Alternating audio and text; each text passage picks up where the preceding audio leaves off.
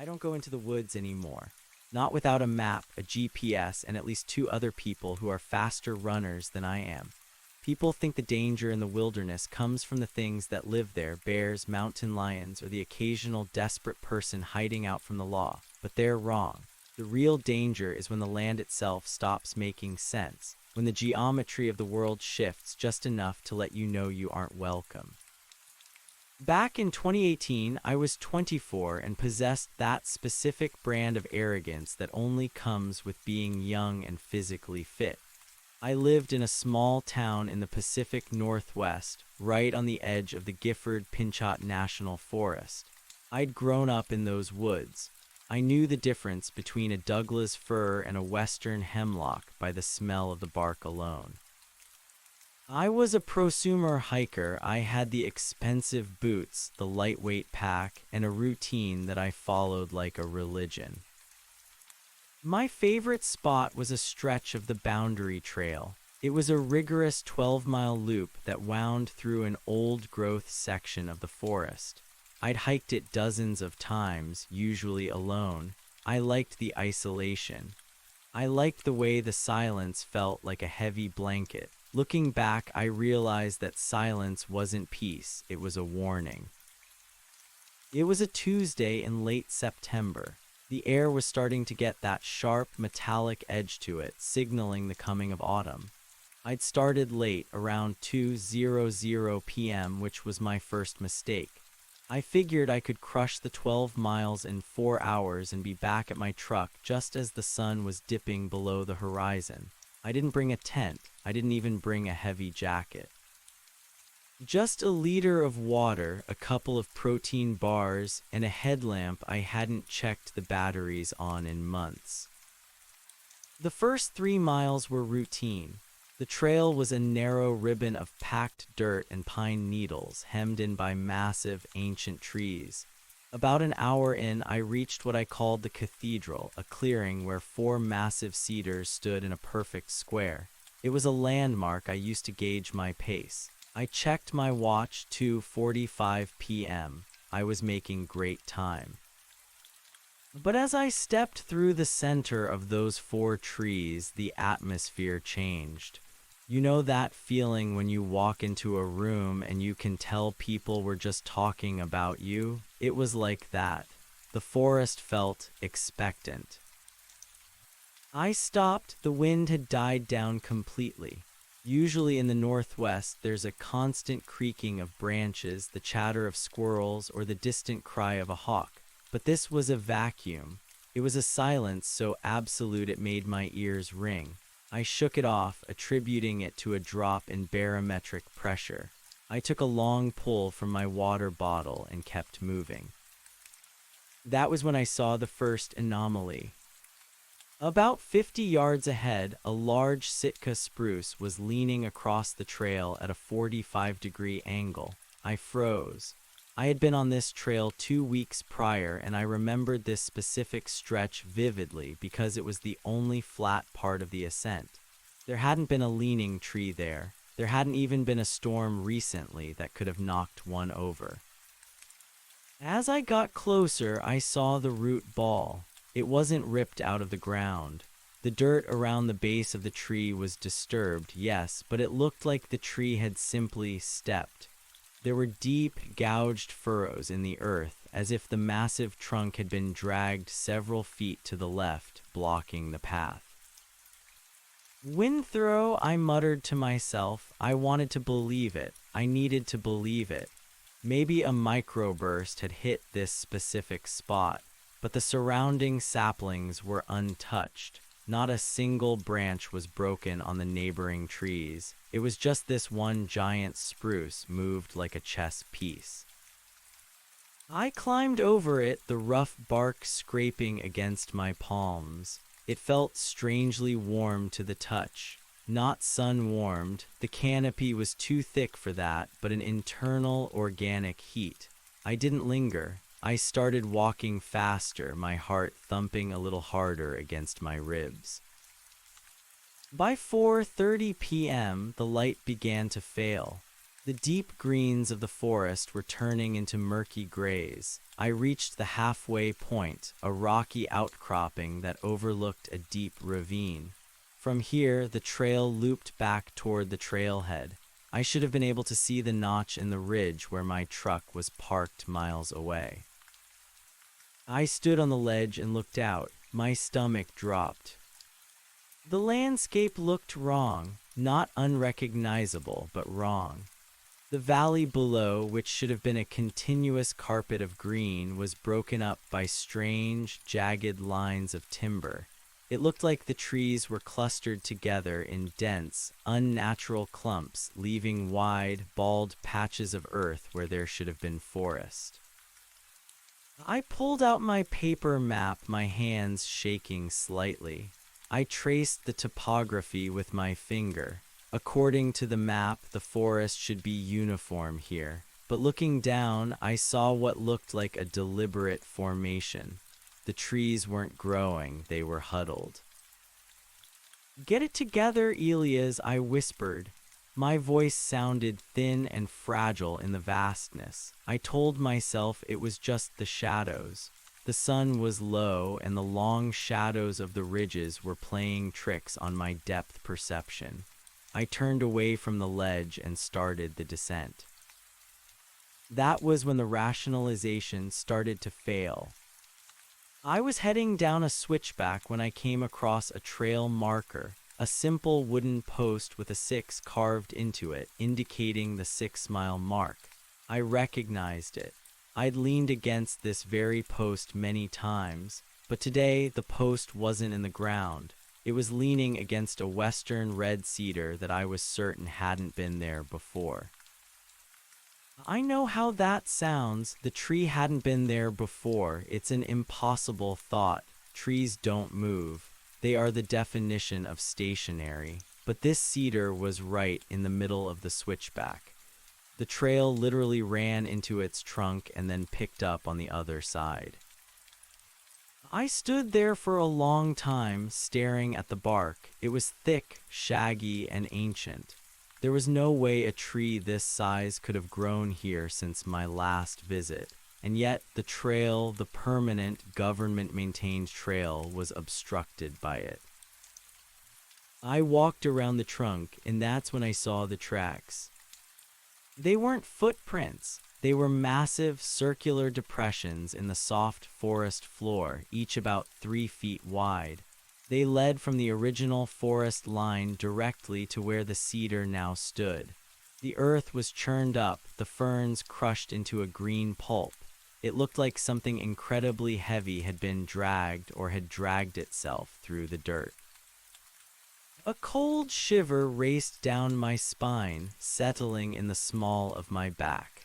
My primal brain, the part of me that still remembered being prey, was screaming at me to run. But my rational brain was still trying to build a bridge back to reality.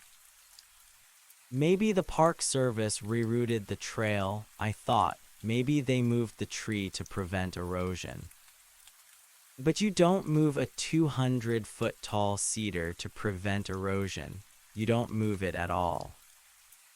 I started to jog. The sun was almost gone now, the forest plunging into a deep, violet twilight. I pulled out my headlamp and clicked it on. The beam was weak, flickering. The batteries were dying. Great, just great. As I ran, the sound of my boots on the dirt seemed too loud. It was the only sound in the world, until it wasn't. Ziarak. It was the sound of a massive weight snapping a branch. It came from the woods to my left, maybe 30 yards away. I stopped dead, my breath coming in ragged gasps. I swung my headlamp toward the noise. The beam caught the trunks of the trees. They looked normal, static, dead, but as I watched, the edge of my light caught a movement. A large hemlock, situated about 20 feet behind a row of firs, seemed to tilt. It didn't fall. It leaned forward, its branches rustling with a dry, papery sound, and then it settled. I didn't wait to see if it would move again. I bolted. The trail was becoming a nightmare. Every few hundred yards, I'd find the path obstructed by a tree that shouldn't be there. I was constantly having to weave off trail, scrambling through underbrush and over fallen logs to find the path again. But the path was changing. The turns were sharper, the inclines were steeper. I realized with a jolt of pure terror that I was no longer on the boundary trail. The trees had shifted the paths. They were funneling me. I stopped to catch my breath, leaning my hand against a nearby trunk. I immediately recoiled. The bark was vibrating. It wasn't a hum, but a low-frequency thrumming, like a giant heart beating once every 10 seconds. Thump, thump. I looked up. The canopy above was closing. The branches of the trees on either side of the trail were interlacing, weaving together like fingers, blotting out the last of the starlight. I wasn't in a forest anymore. I was in a throat. I pulled out my phone, no service. I didn't expect any, but seeing the no signal text in the corner felt like a death sentence. I looked back the way I came, and my blood turned to ice. The trail was gone. Where there had been a clear, albeit obstructed, path just seconds ago, there was now a wall of dense timber. The trees had closed in behind me. They were standing shoulder to shoulder, their branches tangled in an impenetrable thicket. I turned around to look ahead. The path was still there, a narrow, dark corridor leading deeper into the valley, but it was narrower than it had been. The trees on the margins were closer than they should be, and they were moving. I couldn't see them move if I looked directly at them. It was like the hour hand on a clock. But if I looked away for a second and then looked back, a tree that had been 10 feet away was now 5. They were inching toward the center of the trail, closing the gap with agonizing slowness. I began to scream, "Hello, is anyone out there? Help." My voice didn't echo. The trees absorbed the sound, muffled it, swallowed it whole. I started to run again, but it wasn't a jog anymore. It was a blind, panicked sprint. I tripped over a root that I swear hadn't been there a moment before, sending my headlamp flying. It hit a rock and the light flickered once, twice, and then died. Total darkness. I scrambled on my hands and knees, sobbing now, feeling for the plastic casing of the lamp. My fingers brushed against something, not the lamp, but something smooth and cold. I felt upward. It was a trunk, but it wasn't bark. It felt like skin stretched, dry, and incredibly hard. I pulled my hand back and scrambled away, back toward what I hoped was the center of the trail. I stood up, spinning in circles, my eyes straining to find any sliver of light. Then I heard it, a sound that will haunt me until the day I die. It was the sound of thousands of tons of wood shifting against wood, a deep tectonic groan that vibrated in my very bones, and then a voice, or something that sounded like a voice. It wasn't coming from a person, it was coming from the air itself, a rasping wooden friction. "Stay," it seemed to creak. "Stay and be still." I didn't stay, and I didn't be still. I reached into my pocket and found my lighter, a cheap Bic I kept for emergencies. I flicked it. The tiny flame was pathetic, but it was enough to see that the trees were now only 3 feet apart. The trail was now a crawl space. I didn't think, I just moved. I shoved myself into the gap, the rough bark tearing at my clothes and skin. I could feel the pressure of the trees on either side of me, a slow, relentless squeeze. They were moving in. They were going to crush me like a grape between 2 giant wooden fingers. I pushed forward, the lighter burning my thumb, my breath coming in short, panicked bursts. I could hear them behind me, the heavy, rhythmic thud of roots lifting and planting, lifting and planting. I was being hunted by a forest. I saw a glimmer of white ahead, a break in the canopy. I lunged for it, my shoulder popping as I squeezed through a gap that was barely wide enough for a child. I felt a branch snag my backpack, pulling me back. I didn't fight it. I slipped out of the straps, leaving my gear, my water, and my map behind. I burst out into a clearing, the real clearing, the one with the 4 cedars, the cathedral. But the cedars weren't in a square anymore. They were in a line, blocking the exit toward the trailhead. They stood like sentinels, their massive trunks glowing faintly in the moonlight. I didn't stop, I didn't try to go around them. I ran straight at the smallest gap between the end tree and a steep embankment. I felt a branch whip across my face, slicing my cheek open, but I didn't care. I tumbled down the embankment, sliding through mud and shale until I hit the bottom of the ravine. I didn't look back. I climbed the other side, my fingernails clogged with dirt, my lungs on fire. I ran until the trees started to look like trees again. I ran until I saw the asphalt of the forest road. I ran until I saw the glint of my truck's windshield. I dove into the cab, locked the doors, and cranked the engine. I threw it into gear and floored it, the tires screaming on the gravel. As I drove away, I looked in the rearview mirror. The entrance to the trail, which usually looked like a welcoming arch of greenery, was gone. There was only a solid, unbroken wall of ancient, dark wood. I didn't go to the police. What would I say? The trees tried to eat me. They'd have me in a psych ward before the sun came up. Instead, I went to the ranger station the next morning. I told them I'd gotten lost and lost my gear.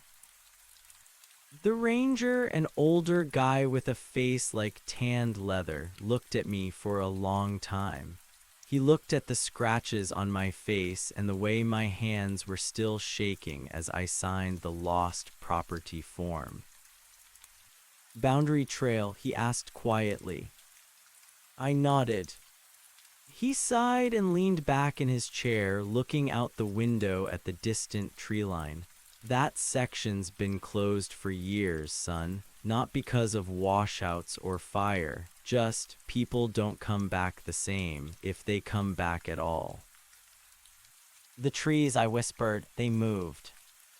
The ranger didn't laugh. He didn't even look surprised. He just tapped his pen on the desk, a rhythmic thump that made my heart skip a beat. "The forest has a memory," he said. "And sometimes it decides it doesn't want guests anymore. You're lucky. It usually doesn't let go once it's closed the door." I moved away from the mountains a month later. I live in the plains now, where the horizon is flat and the only things that grow are waist-high wheat. People ask me why I don't go hiking anymore, why I get nervous when I see a cluster of tall oaks in a city park. I tell them I just prefer the open air, but the truth is I'm still listening. Every time the wind blows through a stand of trees, I don't hear the rustle of leaves. I hear the sound of wood on wood. I hear the sound of a trap being set. And I know somewhere back in those mountains, my backpack is still hanging from a branch that wasn't there before, being slowly pulled into the heart of a forest that knows exactly where I am. The nightmares didn't start immediately. For the first week, I was too numb to dream. I stayed in a motel in Yakima, far enough from the tree line that I could see the horizon in every direction. I kept the curtains open and the lights on, staring at the television until the static burned into my retinas. I washed the forest floor out of my fingernails until the beds bled, but but I couldn't scrub the smell of crushed hemlock and wet earth out of my sinuses. It was a thick, cloying scent, the smell of things that have been growing in the dark for 1,000 years. By the second week, the silence of the motel room began to feel like the silence of the cathedral. I'd wake up in the middle of the night, certain that the floorboards were vibrating with that low, rhythmic thrum. Thump, thump.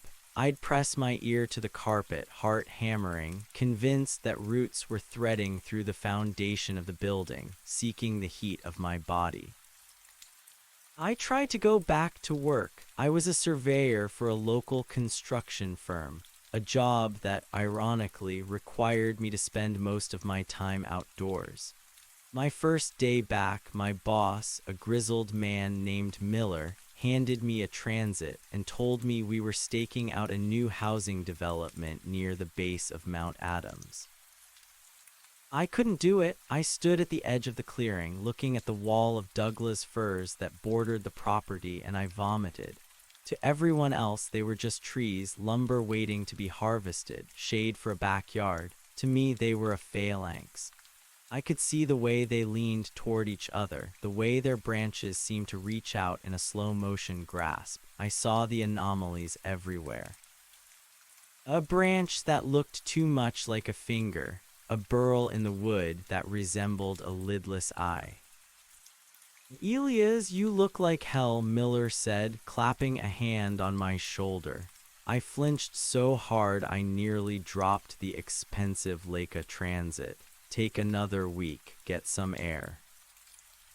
"Not the air," I muttered, my voice cracking. "Not that air." I quit that afternoon. I sold my truck, the one that still had pine needles embedded in the floor mats, and bought a used sedan with no soul and no history. I packed my life into 4 cardboard boxes and drove east. I didn't stop until the mountains were purple smudges in the rearview mirror, and then finally nothing at all. I settled in a town called Othello. It's in the heart of the Columbia Basin, a landscape defined by basalt coulees and endless irrigated circles of potato and onion fields. There are no forests here. The tallest things are the telephone poles and the occasional lonely poplar planted as a windbreak. For a while, the flatness was a sedative. I took a job at a grain elevator, working the night shift. I liked the mechanical roar of the machinery. It drowned out the memory of the wooden groans. I liked the dust, dry, sterile, and smelling of nothing but sun-baked earth. But the land has a way of reminding you that you are never truly untethered. It happened in November. The harvest was over and the fields were shorn down to the dirt. A heavy fog had rolled in from the river, the kind of Thule fog that turns the world into a gray sensory deprivation tank. I was finishing my shift at 6:00 a.m., walking across the gravel lot to my car. The fog was so thick I could barely see the glow of the streetlights. I felt a familiar prickle on the back of my neck, that expectant feeling. I told myself it was just the exhaustion, the long hours of watching grain pour into silos. Then I heard it. Ziarek. It was faint, muffled by the mist, but unmistakable. The sound of a heavy limb snapping under its own weight. I froze, my hand on the car door handle. There were no trees in the lot. There were no trees for 3 miles in any direction, save for the stunted Russian olives near the drainage ditch. I looked into the fog, my pulse beginning to climb. A shape began to coalesce about 30 yards away. It was tall, jagged, and darker than the surrounding gray. As the wind shifted the mist, I saw it, a Sitka spruce. It was impossible. A Sitka spruce doesn't grow in the high desert of eastern Washington. It needs the rain, the acidic soil, the coastal influence. Yet there it was, standing in the middle of the gravel lot, its needles dripping with condensation. I didn't run, not yet. I was paralyzed by the sheer ontological wrongness of it.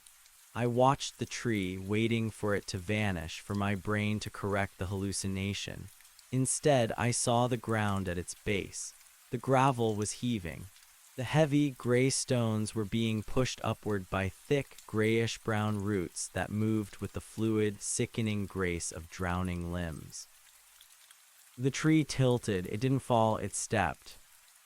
The root ball lurched forward, dragging the massive trunk 3 feet closer to me.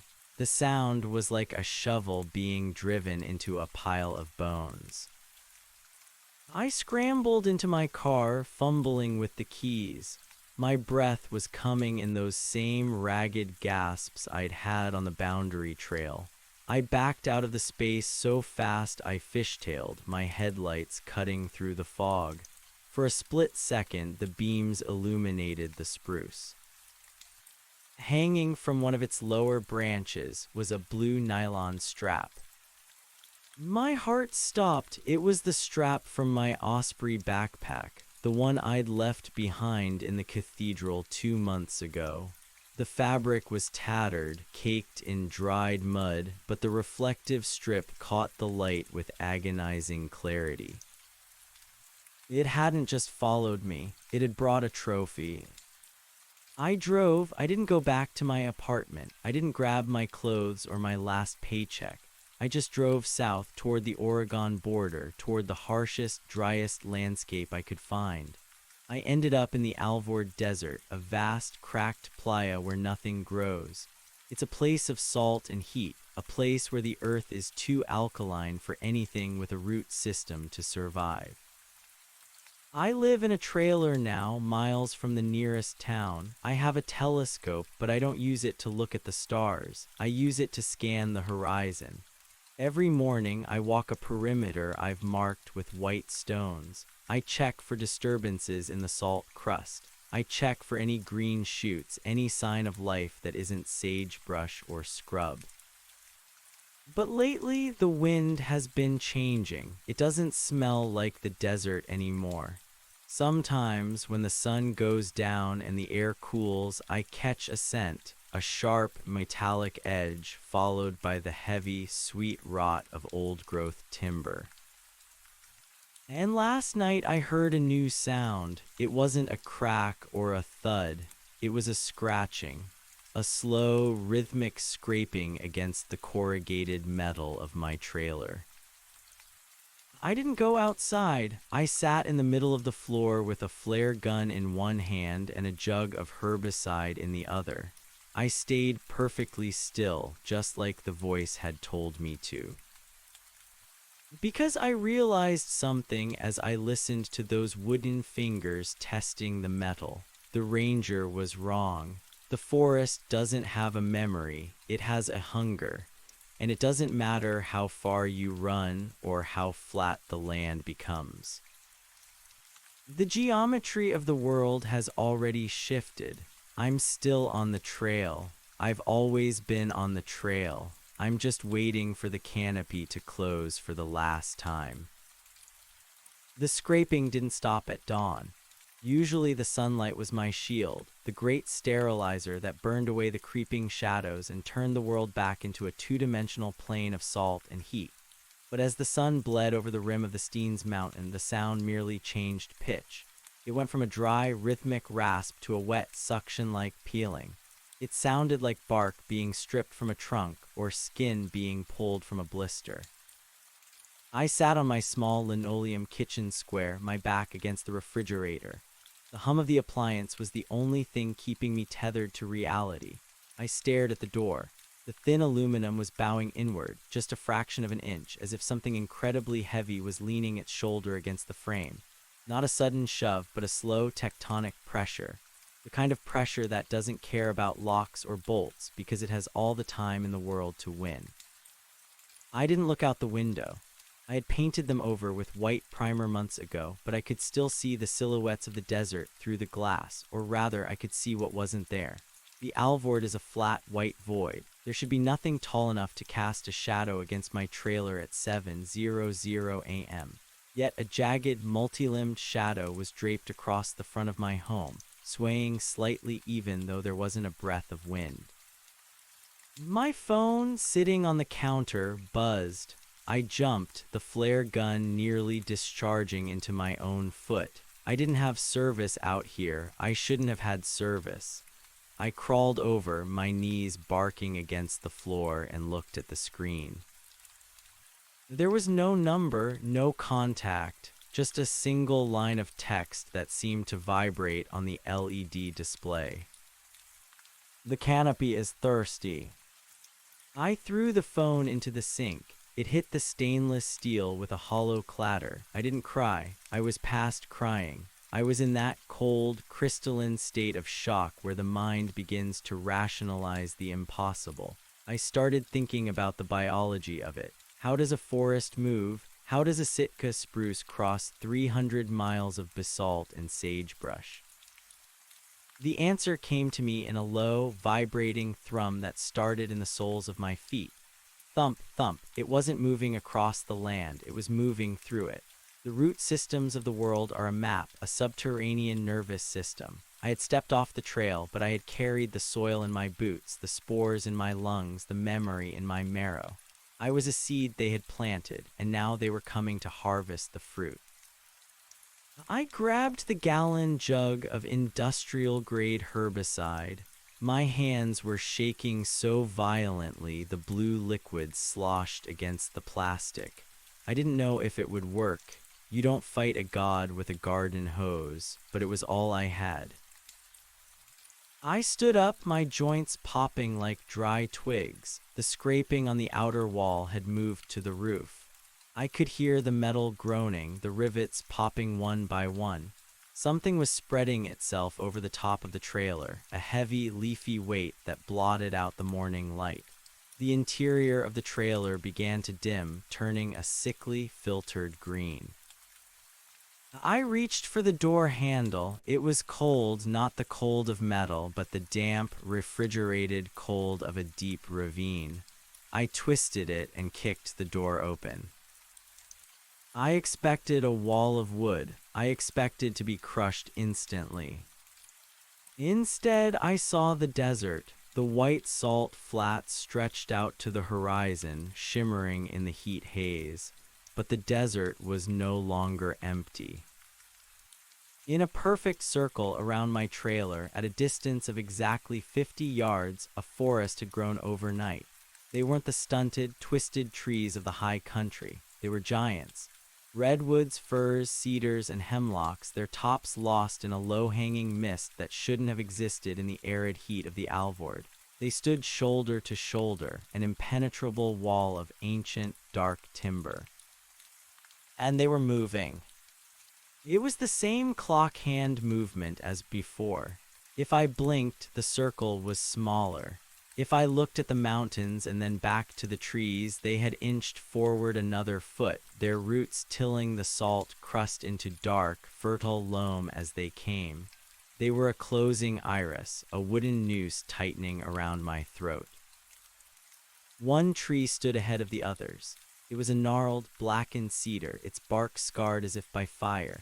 Hanging from a jagged limb, swaying in the stagnant air, was my osprey backpack. But it wasn't just the pack anymore. My hiking boots were there, tied by their laces to a branch. My water bottle was wedged into a fork in the wood. Even my old flannel shirt, the one I'd lost a year ago in a move, was draped over a lower bough like a funeral shroud. It hadn't just followed me, it had been collecting me, piece by piece. "What do you want?" I screamed into the void. My voice was thin, a reedy sound that didn't even reach the edge of the clearing. The forest responded, not with a voice, but with a scent. Suddenly, the air was thick with the smell of ozone and wet cedar. It was so potent I could taste it on the back of my tongue, a bitter, tannic flavor. The black cedar shuddered. Its branches began to weave together, the needles knitting into a complex geometric pattern. The wood groaned, a sound of immense tension, and then a hole opened in the center of the trunk.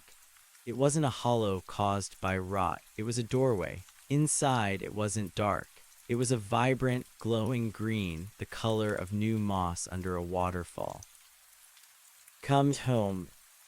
The sound didn't come from the tree, it came from inside my own chest. It was the vibration of my own ribs.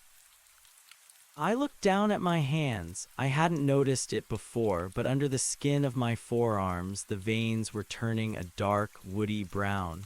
They weren't pulsing with blood, they were rigid, branching out toward my fingertips in fractals. I tried to flex my fingers, but they felt stiff, as if the joints were being fused with lignin.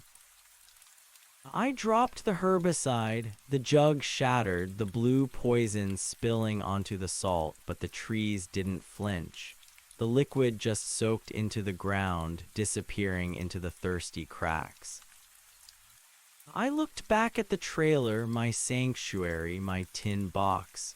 It was covered in a thick, pulsating carpet of emerald moss. The metal was being eaten away, digested by the forest's relentless chemistry. There was no going back inside. There was no inside left. The circle of trees was only 20 yards away now. I could hear the rustle of their leaves, a sound like 1,000 whispered secrets. They were leaning inward, their shadows lengthening until they touched my feet. I felt a strange, terrifying peace wash over me. The struggle, the running, the hiding in the desert, it was all so exhausting. The forest wasn't an enemy, not really. It was a conclusion. It was the earth reclaiming a stray thought. I took a step forward. My feet felt heavy, as if the ground was magnetic. With every step toward the black cedar, the stiffness in my limbs increased. My skin felt dry, bark-like. I could feel my heart slowing, the beats stretching out. Thump 10 seconds, thump 20 seconds. I reached the edge of the salt crust where the new loam began. It was soft and cool between my toes. I walked toward the opening in the cedar, toward the glowing green heart of the woods. As I stepped into the shadow of the first branch, I looked back one last time. The Alvord Desert was gone. The horizon was gone. There was only the trail, narrow and winding, leading back into the dark. I reached out and touched the bark of the black cedar. It didn't feel like skin anymore. It felt like me. I stepped into the hollow. The pressure was immense at first, the sensation of being squeezed, of being folded into a space far too small for a man. I felt my bones soften, my lungs fill with a thick, sweet sap. I tried to scream, but my throat was already filled with roots. Then the pain vanished. I wasn't a man anymore. I was a perspective. I could feel the wind in my highest needles. I could feel the deep, cold water of the aquifer miles below the surface. I could feel the heartbeat of the forest, a massive, singular pulse that connected every leaf and every root from the coast to the basin. I saw the trailer, a tiny, rusted speck on the floor of my new world. I watched as the moss finished its work, breaking the metal down into base elements, returning the iron to the soil. And then I felt a new sensation, a vibration through the earth. Miles away on the edge of the desert, a car was driving along the highway. I could feel the heat of the engine, the vibration of the tires. I could feel the person inside, a woman tired from a long shift, her mind wandering toward the mountains. I reached out not with a hand but with a thought, a slow wooden intention. The trees around me began to shift. The roots began to plow through the salt, heading south. We moved with agonizing slowness, a tide of timber and shadow following the vibration of the road. I felt the black cedar, the core of me now, adjust its branches. I felt the blue nylon strap of the backpack fluttering in the wind. It was a lure, a reminder. We weren't just a forest, we were a net, and the world was full of people who thought they were alone. As the sun set over the desert, casting long, jagged shadows across the playa, the trail began to form again. It wasn't on a map. It didn't have a name. It was just a gap between the trees, a narrow, inviting path that seemed to lead exactly where you wanted to go. I settled into the earth, my roots locking into the basalt. I waited. I listened to the wind. I listened to the heartbeat of the land. Thump, thump. Somewhere far away, a branch snapped, and I leaned forward just a fraction of an inch to catch the light. The woman's name was Elena. I knew this not because I could see her driver's license or hear her thoughts in the way a human hears speech, but because the forest knew the chemistry of her sweat, the specific frequency of her anxiety, and the salt content of the tears she'd wiped away 3 miles back at a rest stop. To the network, she wasn't a person. She was a nutrient profile wrapped in a temporary shell of frantic heat. I felt her car, a silver hatchback with a loose heat shield, vibrating against the asphalt of Highway 205. The road was a scar across the desert, a cauterized line of tar that the forest hated. It was an interruption. My roots, thick and pulsing with a slow, viscous sap that tasted of copper and ancient rain, pushed against the underside of the road. I could feel the microscopic fissures in the pavement. I pushed a hair-thin filament into a crack, tasting the petroleum and the grit. I wasn't alone in the push. Around me, the others, the great Sitka spruces that had migrated from the coast, the charred hemlocks, the silent, silver-barked aspens were all leaning.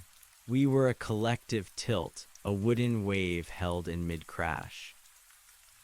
The forest doesn't move like an animal. It moves like a secret.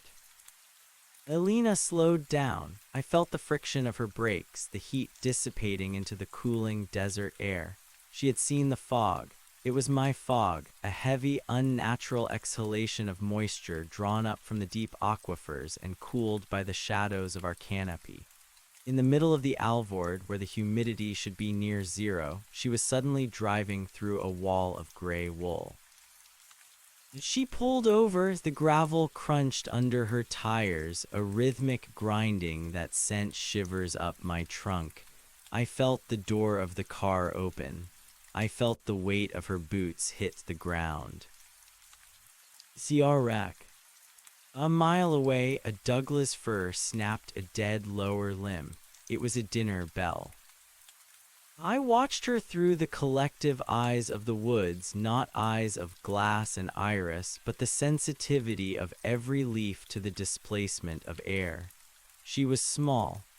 Her heart was beating at 84 beats per minute, a frantic hummingbird rhythm compared to my own, which now pulsed once every hour. "Hello," she called out. Her voice was a puff of warm air that dissipated against my bark.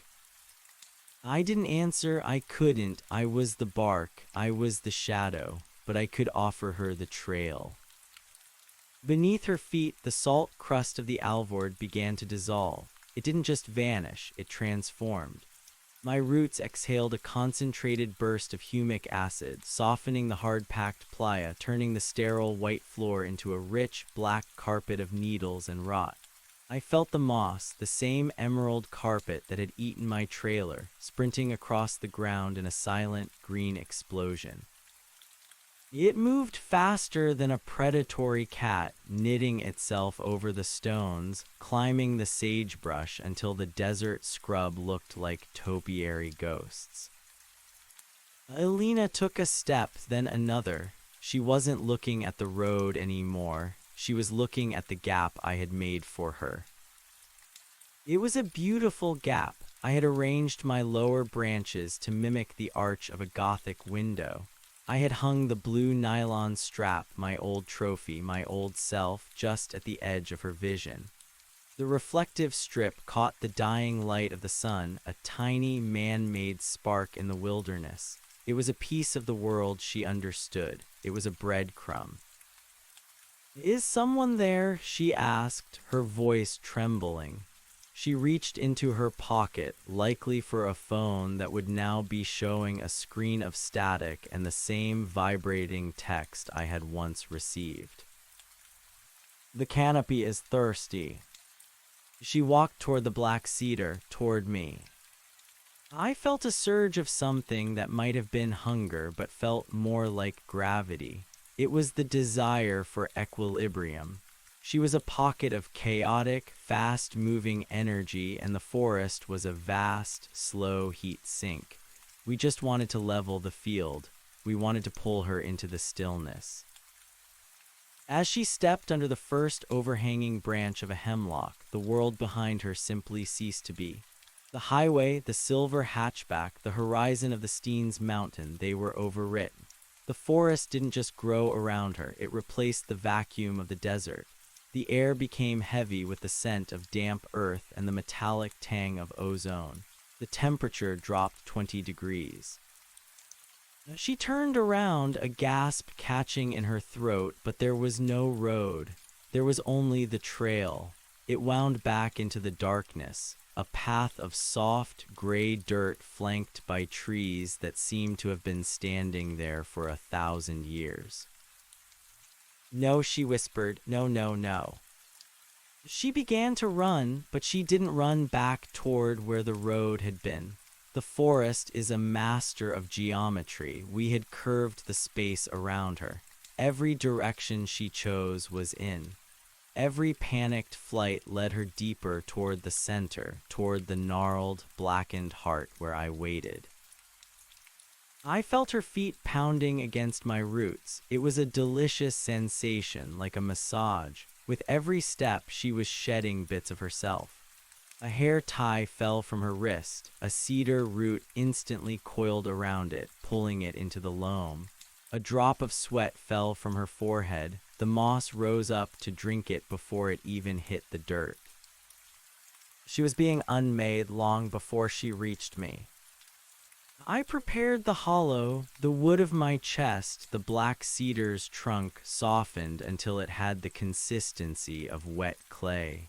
The green light inside pulsed with a rhythmic, inviting glow. It was the color of safety.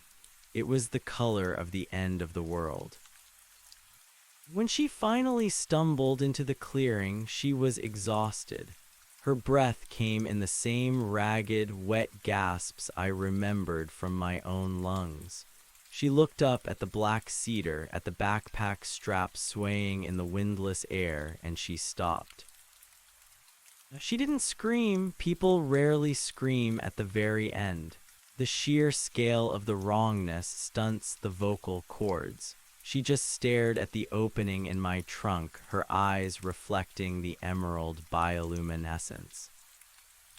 "I'm dreaming," she said, a final, desperate anchor to her old reality. "I'm just tired. I fell asleep at the wheel." I moved a branch. It was a slow, heavy sweep, the needles brushing against her shoulder like a caress. I dropped a single, perfect cone into her open palm. She looked at the cone.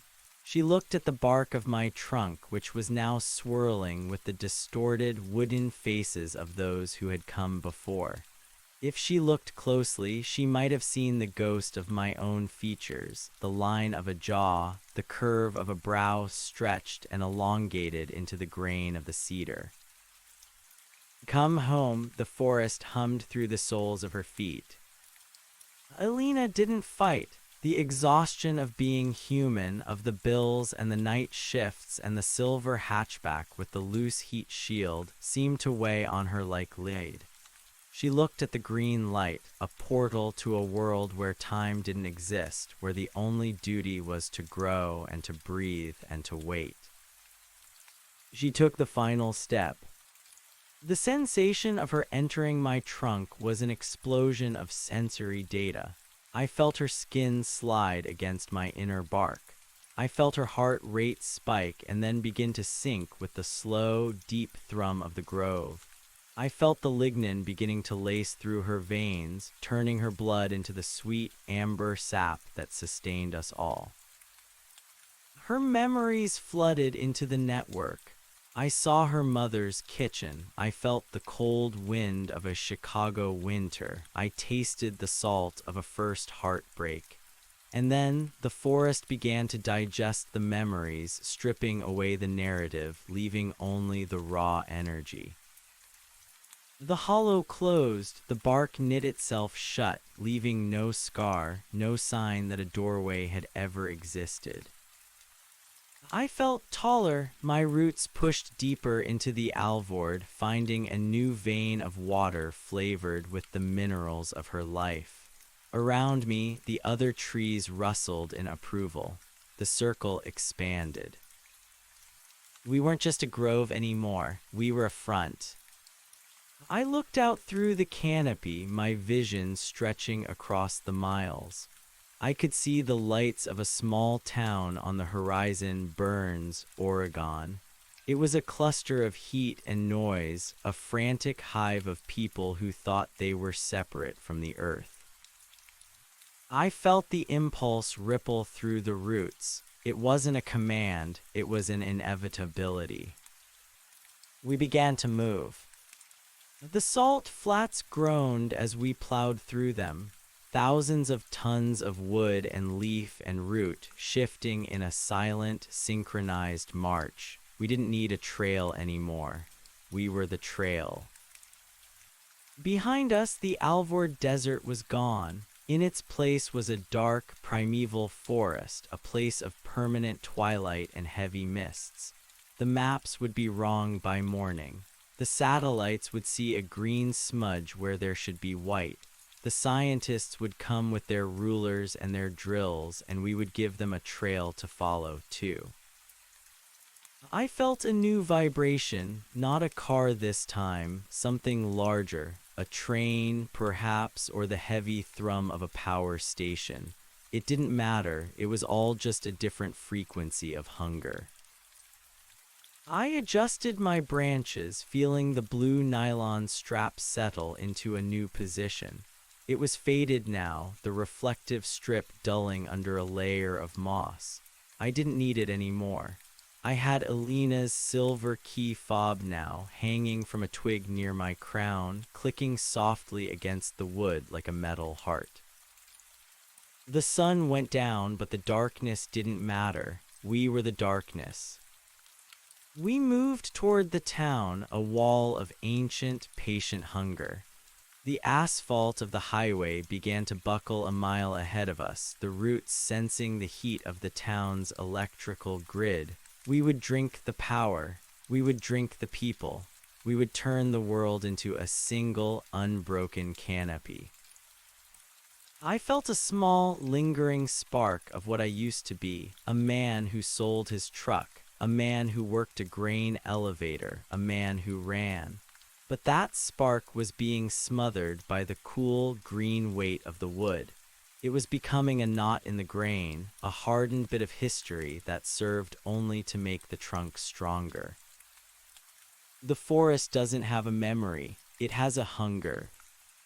And as we reached the first outskirts of the town, as the first roots began to coil around the wooden fence posts of a suburban backyard, I realized the final truth of the trail. It doesn't go from point A to point B. It doesn't lead you out of the woods. The trail is a circle, and the circle is closing. I felt the first house, a small ranch-style home with a swing set in the back. I sent a root upward through the floorboards into the bedroom where a child was sleeping. I didn't want to hurt the child. I just wanted to offer the green light. I wanted to show him the way home. The forest breathed out a massive, collective sigh that smelled of cedar and rot. The town's streetlights flickered and died as the roots found the transformers. In the sudden dark, the trees stepped forward. "Siarek." The sound echoed off the houses, a sharp wooden command. "I am the trail, I am the black cedar," and the world is finally becoming quiet enough to hear the wood grow. The child's name was Toby. I knew the plastic scent of his nightlight, a small glowing astronaut, and the rhythmic whistling breath of his slight congestion. He was a flicker of high-voltage heat in a room that was rapidly cooling to the temperature of the forest floor. My root, a pale, questing finger of fibrous wood, cracked the foundation of the ranch-style house with the effortless strength of a hydraulic jack. The concrete parted like dry bread. I tasted the lime and the rebar, the metallic tang of human construction, and found it wanting. I pushed upward through the floorboards. The oak laminate shrieked, a high-pitched splintering that was drowned out by the rising wind in the canopy outside. I didn't need to see the room to map it. Every vibration of the air, every microscopic drift of dust was a signal processed by the vast, leafy brain I had become. I felt the boy stir. His heart rate climbed, a frantic staccato tapping against the quiet. "Mom," he whispered. His voice was a vibration in the floorboards that traveled up my root, through the mycelial network beneath the driveway, and into the core of my trunk. It felt like a distant memory of a language I no longer spoke. I didn't answer with words. I exhaled. From the tip of my root, a fine, shimmering mist of spores began to drift into the bedroom air. They were heavy with the scent of rain on hot stone and the deep, intoxicating musk of crushed ferns. It was a sedative older than medicine. I felt the boy's lungs take it in. His heart rate slowed. The panic didn't vanish. It simply transformed into a heavy, velvet curiosity. Outside, the town of Burns was beginning to wake up to its own disappearance. I could feel the collective pulse of the grid, the hum of the transformers, the frantic clicking of thermostats trying to fight the sudden, unnatural chill. I felt a man 3 houses down step onto his porch with a flashlight. The beam of light was a pathetic, yellow needle poking at the shroud of our arrival. He stood there, his boots on the pressure-treated wood of his deck, and I felt the spruce beside his house lean. The spruce was old, one of the first to cross the salt flats with me. It didn't wait for the man to speak. It simply dropped a massive, snow-heavy limb. The wood didn't snap, it flowed. The limb pinned the man to the deck, not crushing him, but weaving around his limbs like a wooden cage. I felt his terror flare and then dampen as the spruce began the integration. The moss on the deck railings surged forward, covering his mouth, drinking the carbon dioxide of his screams and turning it into oxygen for the grove.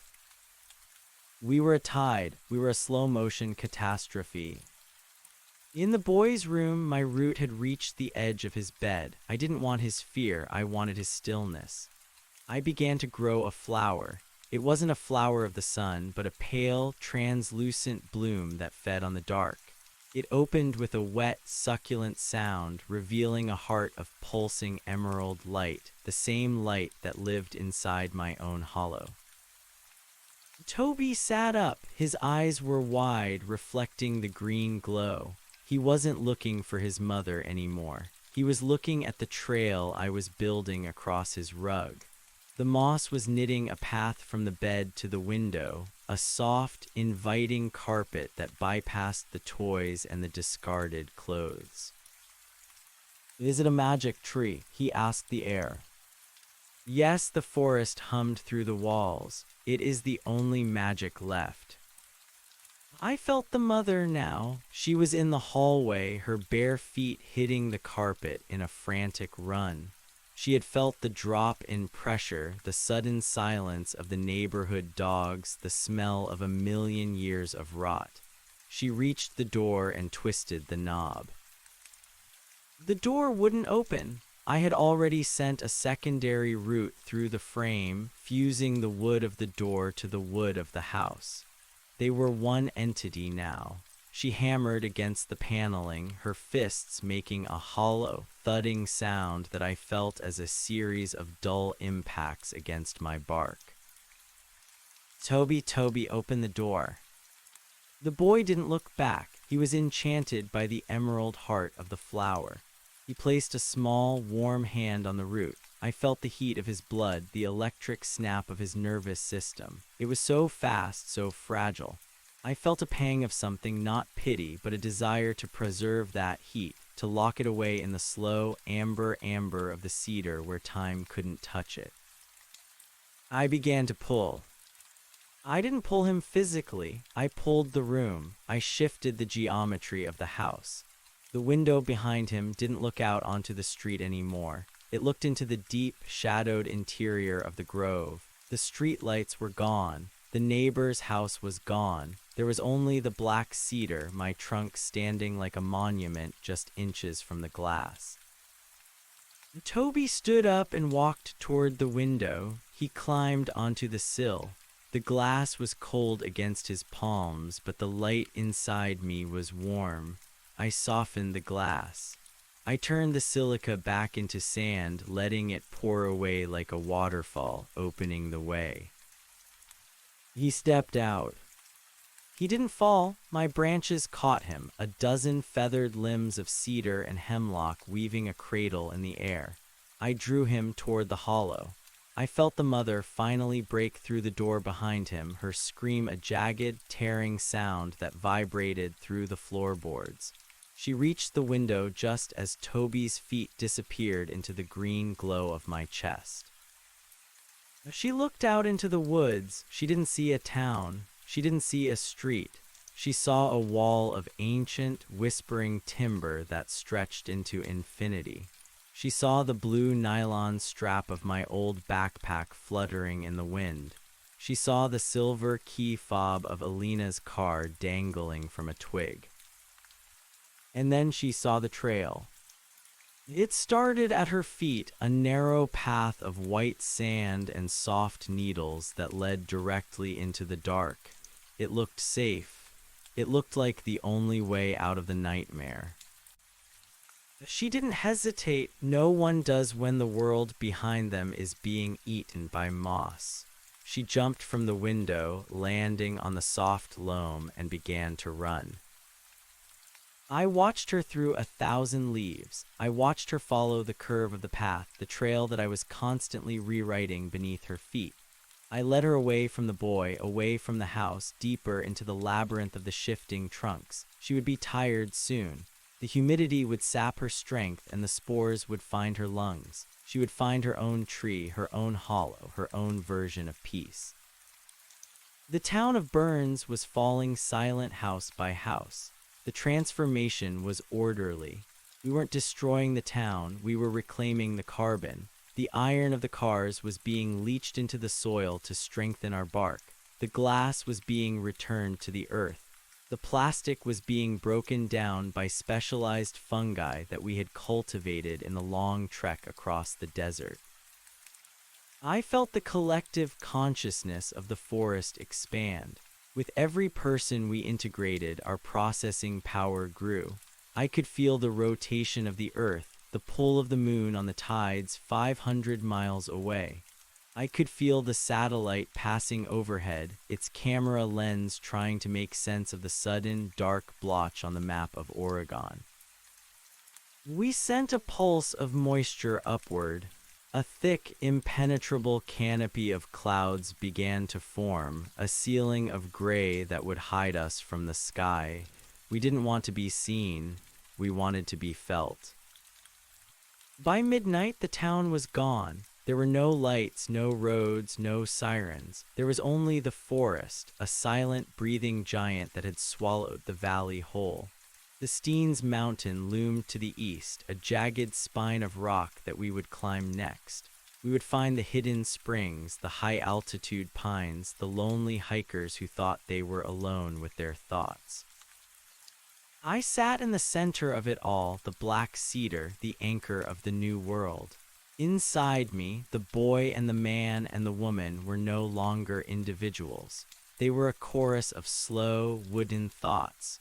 They were the memory of what it was like to be afraid of the dark and the realization that the dark was just a different kind of light. I felt a new vibration. It was coming from the north, a convoy. I could feel the heavy, rhythmic thrum of diesel engines, the weight of armored tires. The world was sending its soldiers. They had seen the clouds. They had seen the silence. They were coming with saws and fire and chemicals to reclaim the land.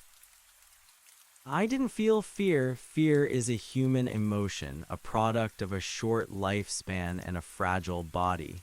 I felt a slow, tectonic anticipation. I reached out through the roots, calling to the others. The redwoods began to shift their weight. The oaks hardened their bark until it was as dense as armor plating. The hemlocks began to produce a thick, volatile resin that would turn any flame into a choking, black smoke. We didn't need to fight them, we just needed to offer them a path. As the first headlights appeared on the horizon, cutting through the fringe of the desert, I began to weave the trail. I made it wide. I made it look like a road. I lined it with the most beautiful ancient trees in the grove, their branches bowed as if in welcome. I hung a new lure on a low-hanging branch near the edge of the woods. It was Toby's astronaut nightlight. I had fused it to a twig, and though its batteries were dead, I fed it a tiny pulse of my own bioluminescence. It glowed a soft, steady green. The convoy slowed down as it reached the wall of trees. I could hear the crackle of their radios, the voices of men trying to describe the impossible. They saw the nightlight. They saw the trail. Search and rescue, a voice boomed through a megaphone. Is anyone there? The forest answered with the wind. 1,000 leaves whispered 1,000 secrets. The first jeep moved forward, its tires leaving the pavement and sinking into the soft, emerald moss. The soldiers stepped out, their boots crunching on the needles. They held their rifles tight, but their eyes were wide, fixed on the green light of the astronaut. I leaned forward just a fraction of an inch. Welcome, the roots hummed beneath their feet. The trail was open, the canopy was thirsty, and the forest was ready to grow. The lead soldier, a man whose name had been Sergeant Miller until the moment his boots touched the loam, didn't see the forest as a predator. He saw it as a tactical anomaly. He adjusted his night vision goggles, but the phosphor green of his HUD was drowned out by the deeper, more resonant emerald pulsing from the heart of the black cedar. The air inside the grove was pressurized, thick with a humidity that tasted of crushed mint and ancient, stagnant water. It didn't smell like the high desert of Oregon. It smelled like the Carboniferous period, a time before flowers when the earth was a silent, steaming lung. Stay tight, Miller commanded, his voice cracking over the squad's comms. We have a massive structural shift in the terrain. GPS is zeroed out. Watch the canopy. They moved into the first rank of trees, a phalanx of Sitka spruces that had grown 300 feet in a single afternoon.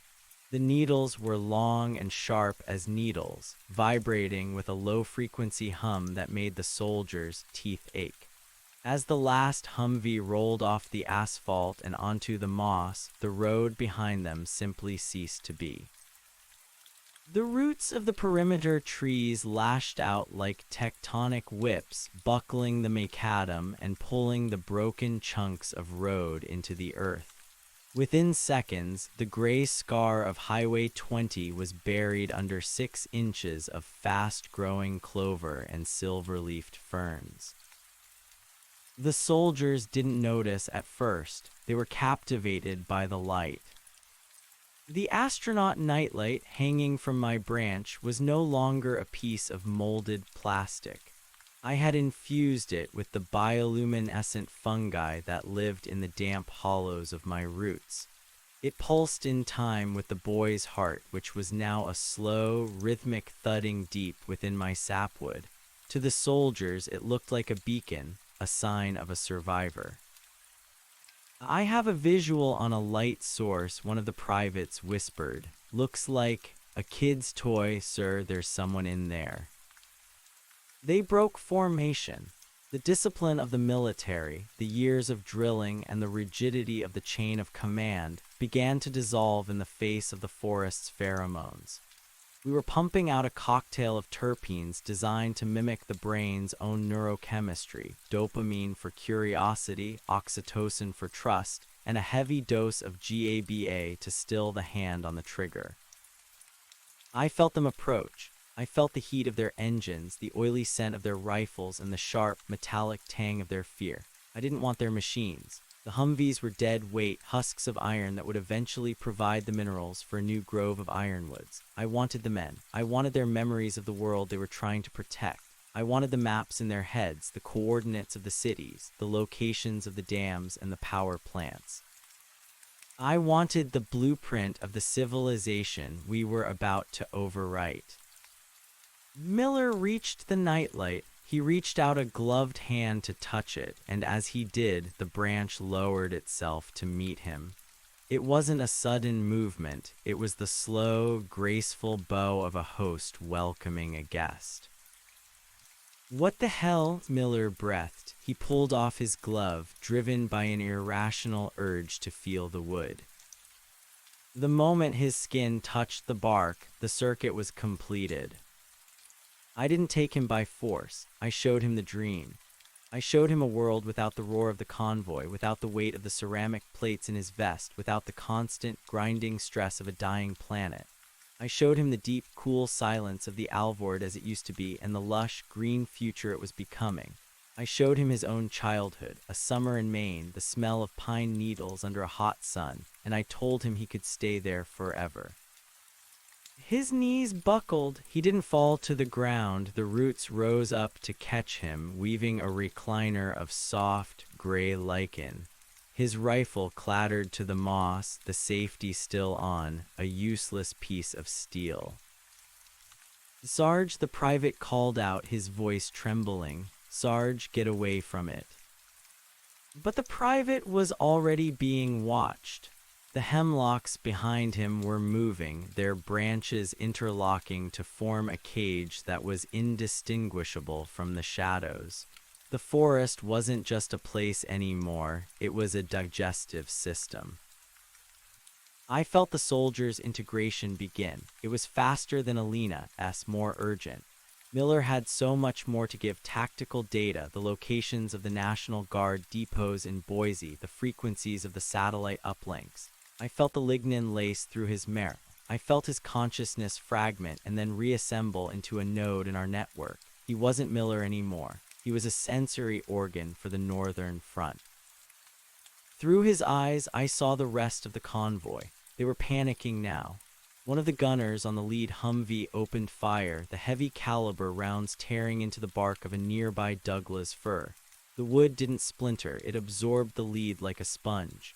The tree didn't bleed sap, it bled a thick, caustic resin that sprayed back onto the gunner, sealing his eyes and nose in a transparent, airtight mask.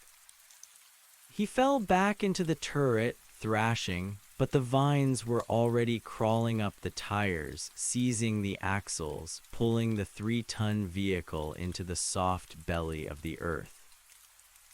"Cease fire!" a voice screamed over the radio, but the radio was only playing the sound of rushing water and the wind in the needles. We were moving while they fought. The trees at the back of the convoy had already closed the gap, creating a solid wall of timber 5 miles deep. There was no retreat. There was only the trail.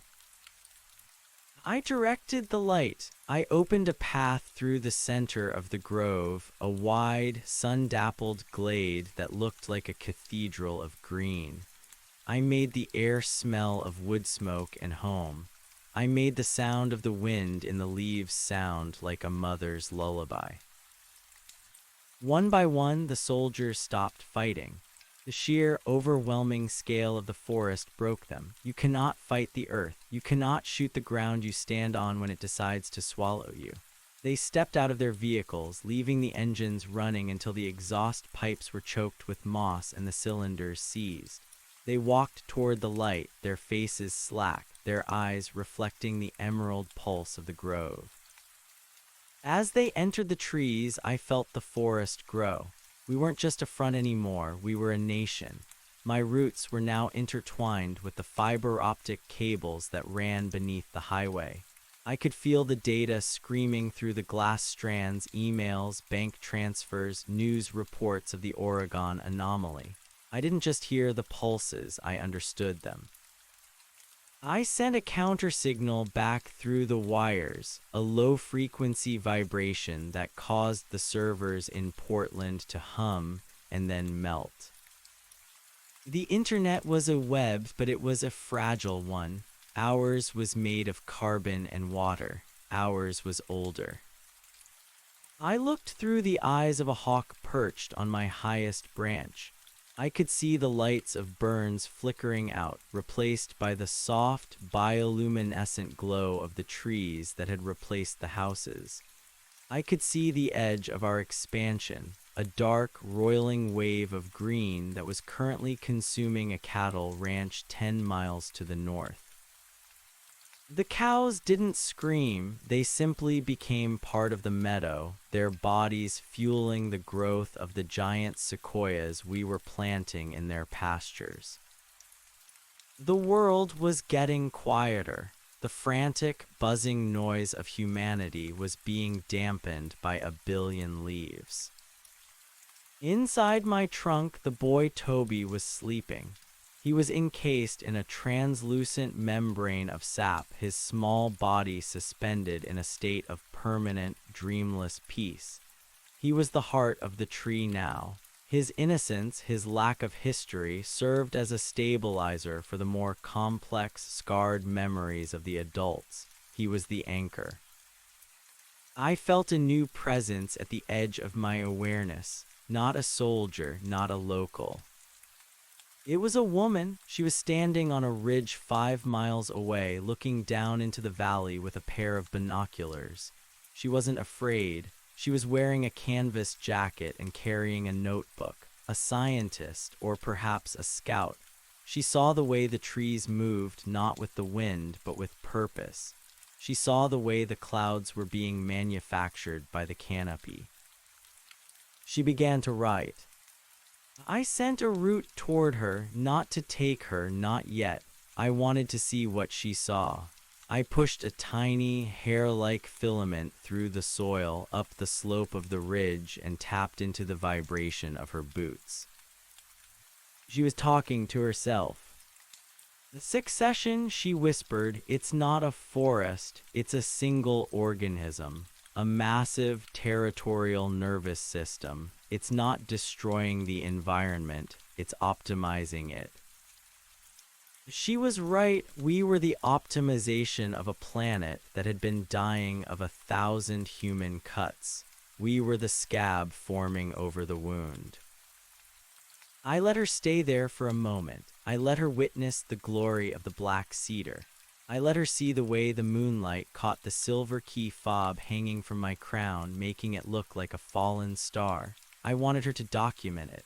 I wanted her to tell the world what was coming, so that when the trail finally reached their doorsteps, they wouldn't fight.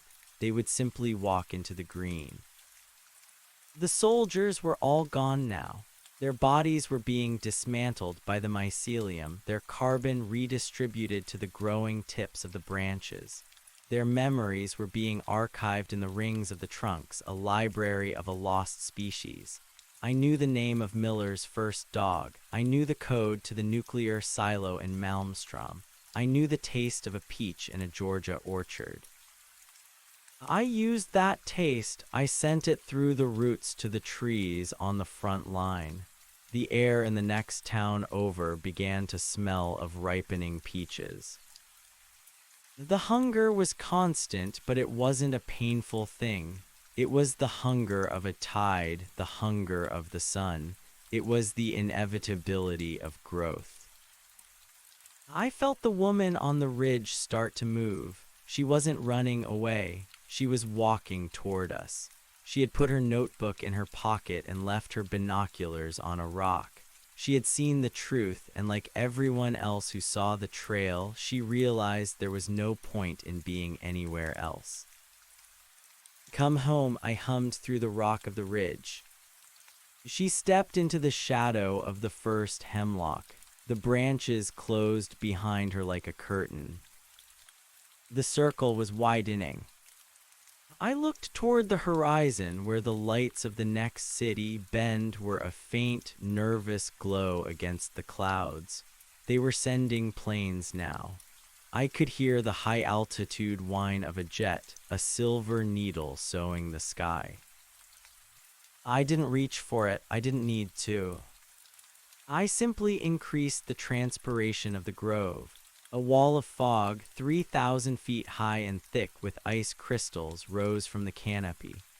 The jet's engines would ingest the moisture, the turbine blades would shatter against the sudden, solid weight of the mist, and the plane would fall. It would fall into our arms, a gift of aluminum and fuel and more memories to harvest. The world was becoming a forest. The trail was becoming the only road. I felt the boy stir inside me. He wasn't waking up, he was dreaming of the trees. In his dream, we were all giants, walking across the world, turning the deserts into gardens and the cities into groves. In his dream, there was no more hunger because everyone was part of the same stomach. I liked his dream. I made it my own. I shifted my roots, feeling the cool, deep stone of the mountain beneath me. I was no longer a man who had sold a truck. I was no longer a man who worked a grain elevator. I was the center of the world. I was the black cedar, and my shadow was long enough to cover the earth. The wind picked up, carrying the scent of the coming rain. It was a clean smell, no exhaust, no smoke, just the scent of water and wood. The trail continued. It wound through the valleys and over the peaks, a white ribbon of sand that promised an end to the struggle. It was a beautiful trail. And as the sun began to rise behind the thick, green curtain of the clouds, I knew that soon there would be no one left to walk it. Because everyone would be the trail. I closed my eyes, the 1,000 eyes of my leaves, and felt the pulse of the planet. It was slow. It was steady. It was finally, mercifully quiet. The wood continued to grow. Ziarek. The sound of another house in the distance, surrendering its frame to the roots. Ziarek. The sound of a bridge collapsing into a river that was finally running clear.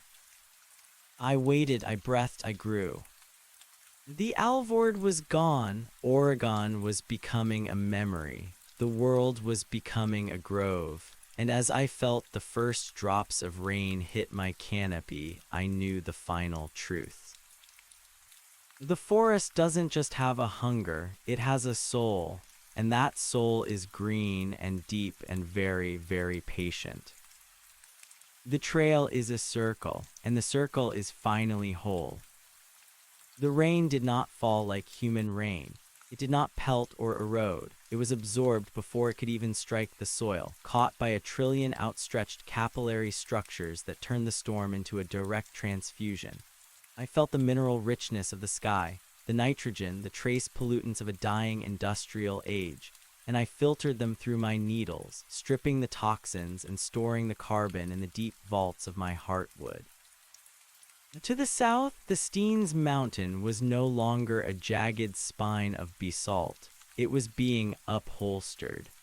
The green tide was climbing the vertical cliffs, the roots finding purchase in microscopic fissures, splitting the rock with the slow hydraulic power of cellular expansion. The woman from the ridge was now part of the understory. She hadn't struggled. When the moss rose to meet her ankles, she had simply sat down, opened her notebook one last time, and let the ferns weave a shroud around her shoulders. I reached into her mind as the lignin began to bridge the gap between her neurons and my fungal network. She was a botanist named Dr. Eris Thorne. She had spent 20 years studying the communication between trees, theorizing about the wood wide web, but she had never imagined the web could develop a central nervous system. She had never imagined the forest could grow a brain. "It's beautiful," her final thought vibrated through the mycelium, a ripple of pure, crystalline awe. "It's a corrective measure." I took her knowledge. I took her understanding of soil chemistry and her maps of the groundwater aquifers. I used her expertise to direct the expansion of the Western Front toward the Willamette Valley. I knew exactly where the soil was most fertile, where the old-growth remnants still whispered in the protected pockets of the national forests, waiting for a signal to rise and join the rebellion. I sent that signal. It was a chemical pulse, a specific sequence of volatile organic compounds carried by the high-altitude winds. Across the state, the ancient sentinels awoke. The Douglas firs in the Cascades, trees that had stood for 800 years, felt the vibration of my command. They began to pump sap with a ferocity that split their own bark. Their roots, long dormant beneath the hiking trails and the logging roads, surged upward. I felt the Interstate 5 corridor buckle. I felt the concrete overpasses groan and shatter as the trees beneath them reclaimed the vertical space. In the cities, the panic was reaching a crescendo. I could hear it through the telephone lines I had co-opted. The voices were high-pitched, frantic, a swarm of insects trapped in a jar. They were talking about the green shift. They were calling it an invasion. They were deploying more soldiers, more chemicals, more fire.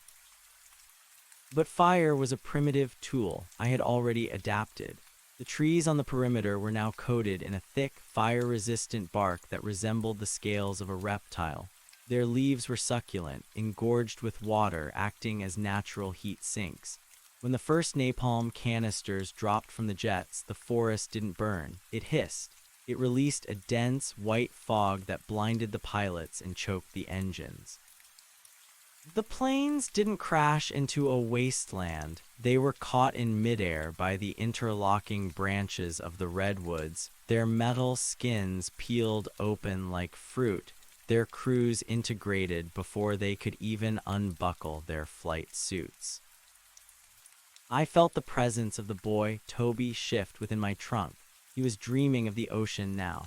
He was dreaming of a forest that grew beneath the waves, of kelp forests that reached the surface and turned into islands. I felt the logic of his dream and I pushed it outward. At the coast, the Sitka spruces were wading into the surf. Their roots were adapting to the salt, turning into mangroves on a gargantuan scale. We were building a bridge across the Pacific. We were reaching for the islands, for the distant continents, for the rest of the world that didn't yet know it was already ours. The sensory input was becoming overwhelming. I was no longer just a single tree. I was 1,000 miles of consciousness. I could feel the vibration of a worm in the soil of the Umatilla and the heat of a sun-warmed rock in the Painted Hills simultaneously. I was the wind, the water, and the wood. I felt a sharp, localized pain. It was coming from a small town called Prineville. They had brought out the heavy machinery, the industrial wood chippers, the feller bunchers, the massive saws used for clearing old growth. They were trying to create a fire break, a dead zone of scorched earth to stop our advance. They were cutting into the flesh of my brothers. I didn't send a wave of thorns. I didn't send a cloud of toxins. I sent a memory. I tapped into the collective consciousness of the men operating the machines. I found the man in the lead bulldozer, a man named Henderson who had spent his life clearing land for subdivisions. I reached into his mind and I pulled out the memory of his grandfather's farm. I showed him the apple orchard where he had his first kiss. I showed him the way the light looked through the leaves of a willow tree on a Sunday afternoon. I filled his head with the scent of fresh-cut hay and the sound of a creek over stones. Then I showed him what he was doing. I showed him the murder of the world. Henderson stopped the bulldozer. He climbed out of the cab, his face wet with tears he couldn't explain. He walked toward the wall of trees, his arms open. The other men followed. They didn't see a threat anymore. They saw a sanctuary. They saw a father, a mother, a home. The machines sat idling until their fuel ran out. The forest moved over them, the vines wrapping around the hydraulic lines, the moss filling the cabs. Within an hour, the fire break was a lush green corridor, and the men were resting in the shade, their skin turning the color of bark as the integration began. We didn't need to kill them, we just needed to remind them that they were made of the same carbon as the trees. We were just bringing them back to the source. I looked up through the canopy at the stars. They were dimming, obscured by the thick, oxygen-rich atmosphere we were creating. The planet's temperature was beginning to drop. The carbon dioxide levels were plummeting. We were breathing for the Earth, a deep, slow inhalation that was pulling the fever out of the atmosphere. I felt a surge of energy from the north. The convoy I had absorbed earlier had provided a wealth of technical data. I now understood the satellites. I could feel the invisible beams of microwave radiation bouncing off the ionosphere. I reached out with a specialized grove of antennas, trees with needles coated in a conductive metallic resin, and I began to listen. The world was screaming. The leaders of the nations were meeting in bunkers, talking about scorched earth policies. They were talking about the final option. They were talking about the nuclear silos. They were afraid of losing their power. They were afraid of a world where they weren't the dominant species. They were willing to burn the garden to kill the gardener. I felt a cold, wooden resolve. I couldn't let them do it. I couldn't let them destroy the progress we had made. I began to grow, not outward but upward. I directed the energy of the entire network into a single, massive spire in the center of the Alvord. It was a tree that had never existed in nature, a biological skyscraper, its trunk reinforced with carbon nanotubes grown from the soil's minerals, its leaves acting as massive solar collectors. It rose 10,000 feet, 20,000 feet, piercing the clouds, reaching for the edge of the atmosphere. As it grew, it sent out a web of spores. These weren't normal spores. They were biological nanites encoded with a single instruction, dormancy. The wind carried them. The jet stream distributed them across the globe. They fell on the cities, on the military bases, on the silos.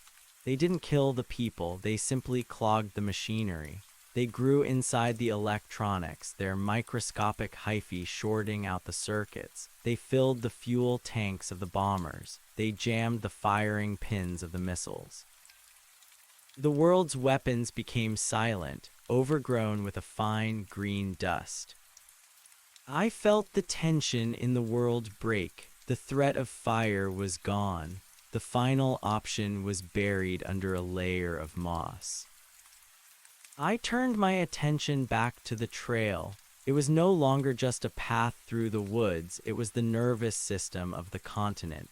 I could see the people of the small towns coming out of their houses. They weren't running. They were walking into the streets, touching the trees that had grown through the asphalt. They were tasting the air, which was sweet and cool.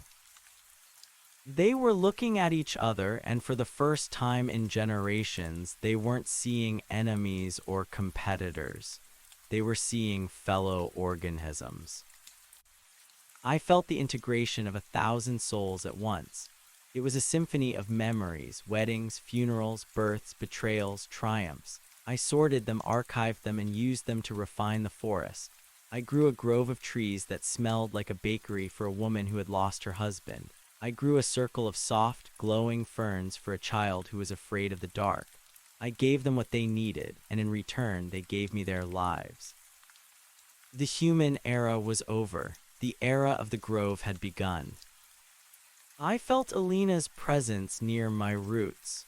She was no longer a separate entity. She was a major node in the network, a translator between the human past and the botanical future. She was happy.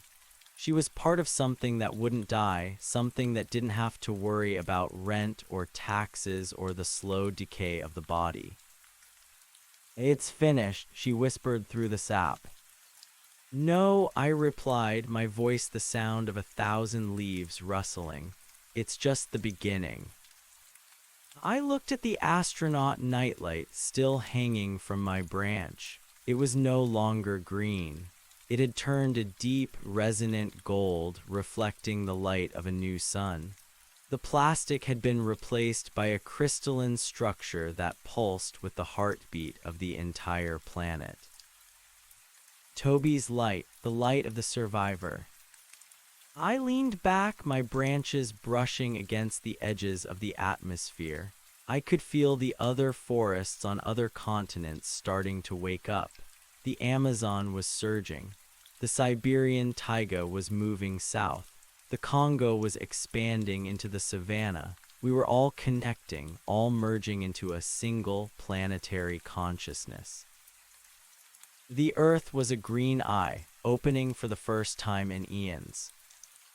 I felt a final, lingering trace of my old self, the man who had stood on the edge of the desert with a silver key fob in his hand. I remembered his fear. I remembered his loneliness. I remembered his small, fragile hope. I took that hope and I planted it deep in the soil at the very center of the grove. I let it grow into a tree that bore no fruit and had no thorns. A tree that was simply there to be beautiful. A tree that reminded us all of where we came from, even as we became something so much more. The rain stopped, the clouds parted. For the first time in a century, the air was perfectly clear. I could see the stars, and they didn't look like distant, cold fires anymore. They looked like seeds. I felt the forest prepare for the next stage. We had reclaimed the earth. We had stilled the noise. We had woven the trail into a web that covered the globe. But a forest that stops growing is a forest that is dying. I looked up at the moon, a barren, gray rock hanging in the sky. I felt the potential in my roots. I felt the blueprints for new kinds of life, life that didn't need air, life that could thrive on the radiation of the stars. The trail didn't have to end at the ocean. It didn't have to end at the sky. I began to weave a new lure, not an astronaut nightlight, but something bigger, something that would reach out across the vacuum, a signal of green and gold that would tell the universe that the Earth was no longer a house. It was a garden, and the gardener was ready to expand. I felt the first sprout of the spacefaring vine break through the top of my spire. It was thin, translucent, and incredibly strong. It reached for the moon, a green finger pointing the way. The forest was ready to grow. And I, the black cedar, the man who was once a father and a failure, I was the one who would lead the way. The trail was open, the canopy was thirsty, and the stars were waiting to be planted. The ascent of the great spire did not just pierce the stratosphere, it rewrote the physics of the horizon.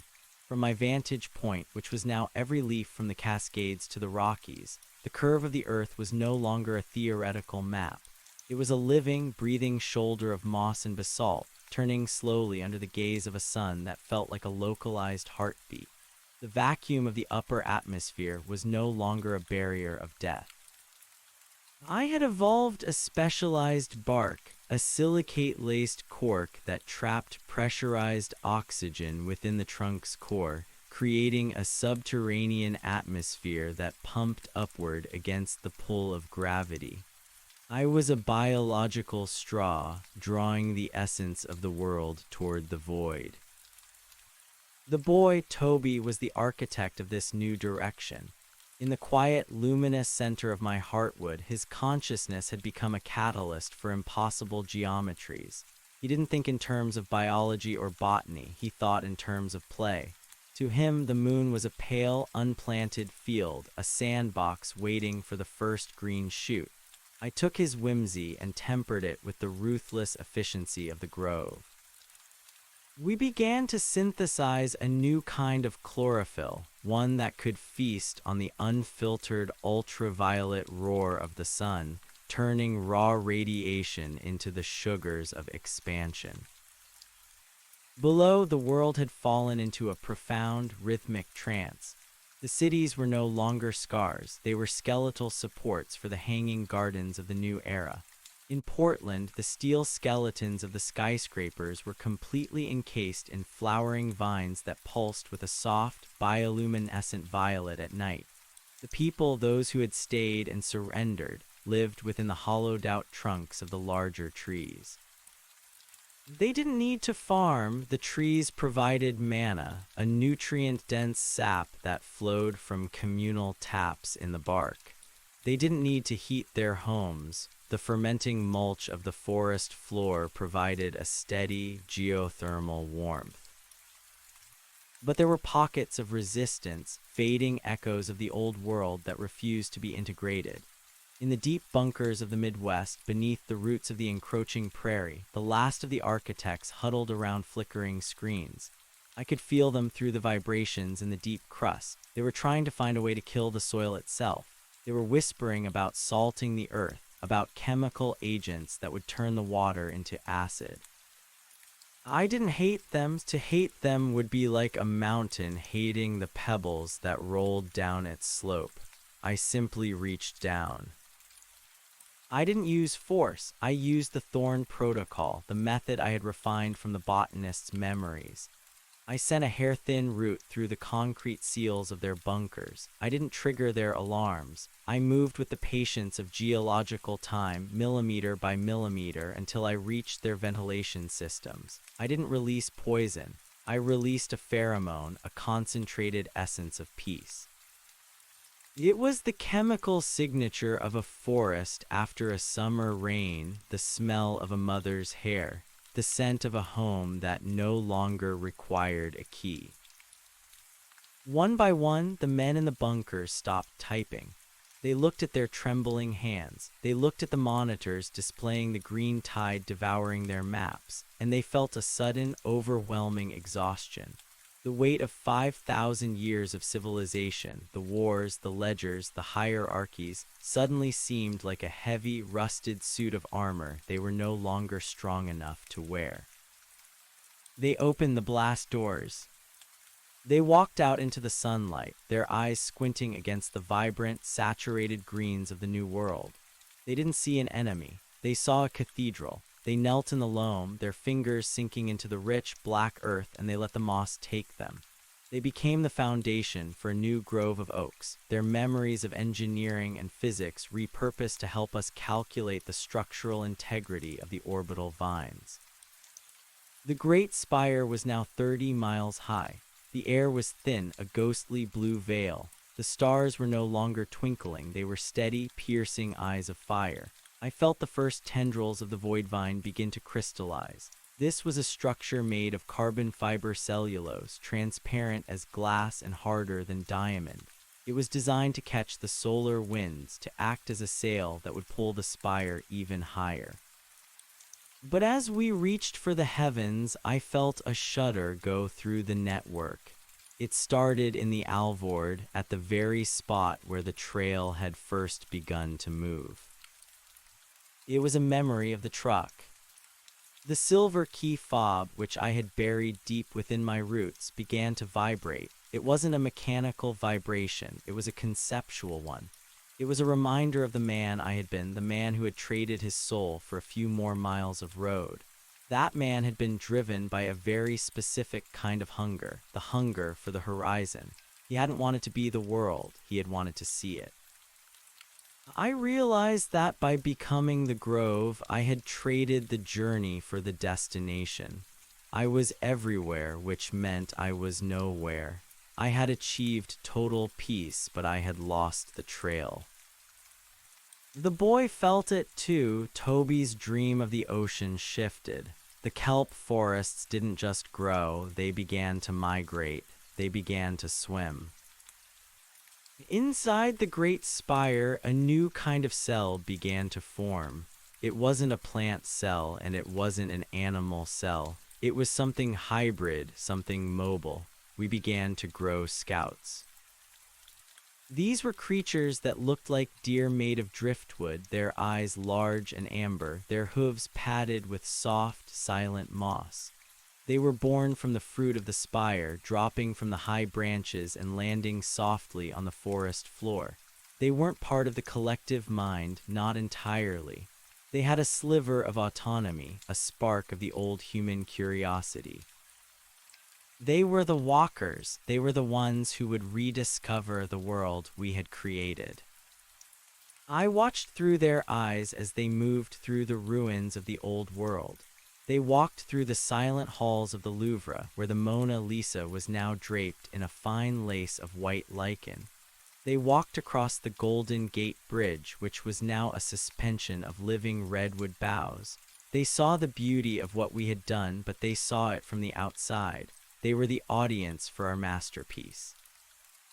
But the spire continued to climb. The moon was getting closer. I could see the craters, the vast, dusty plains of the Mare Tranquillitatis. It was so gray, so dead. It was an insult to the vibrancy of the earth. I prepared the first seed pod. It was the size of a cathedral, a teardrop-shaped vessel of reinforced bark filled with a pressurized mixture of water, soil, and 1,000 different species of dormant fungi.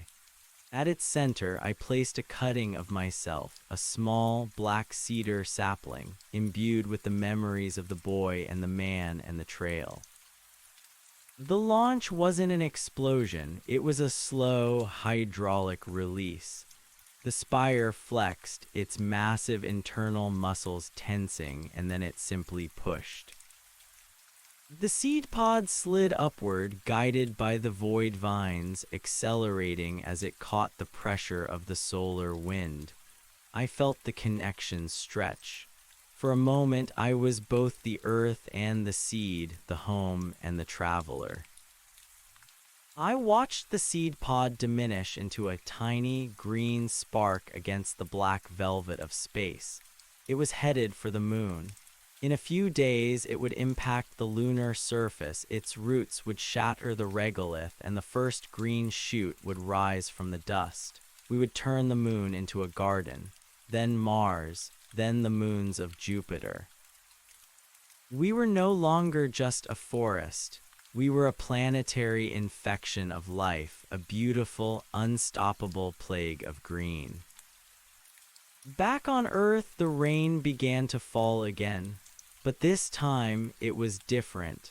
The forest was breathing out so much oxygen, so much moisture, that the sky had turned a deep, bruised purple. The clouds were thick with the scent of jasmine and pine. I felt the woman, Dr. Thorne, stir in the mycelium. She was analyzing the new atmosphere. "It's stable," she communicated, her thoughts a shimmering ripple in the network. "The carbon cycle is closed. The extinction event has been averted. We are the climax community of the planet."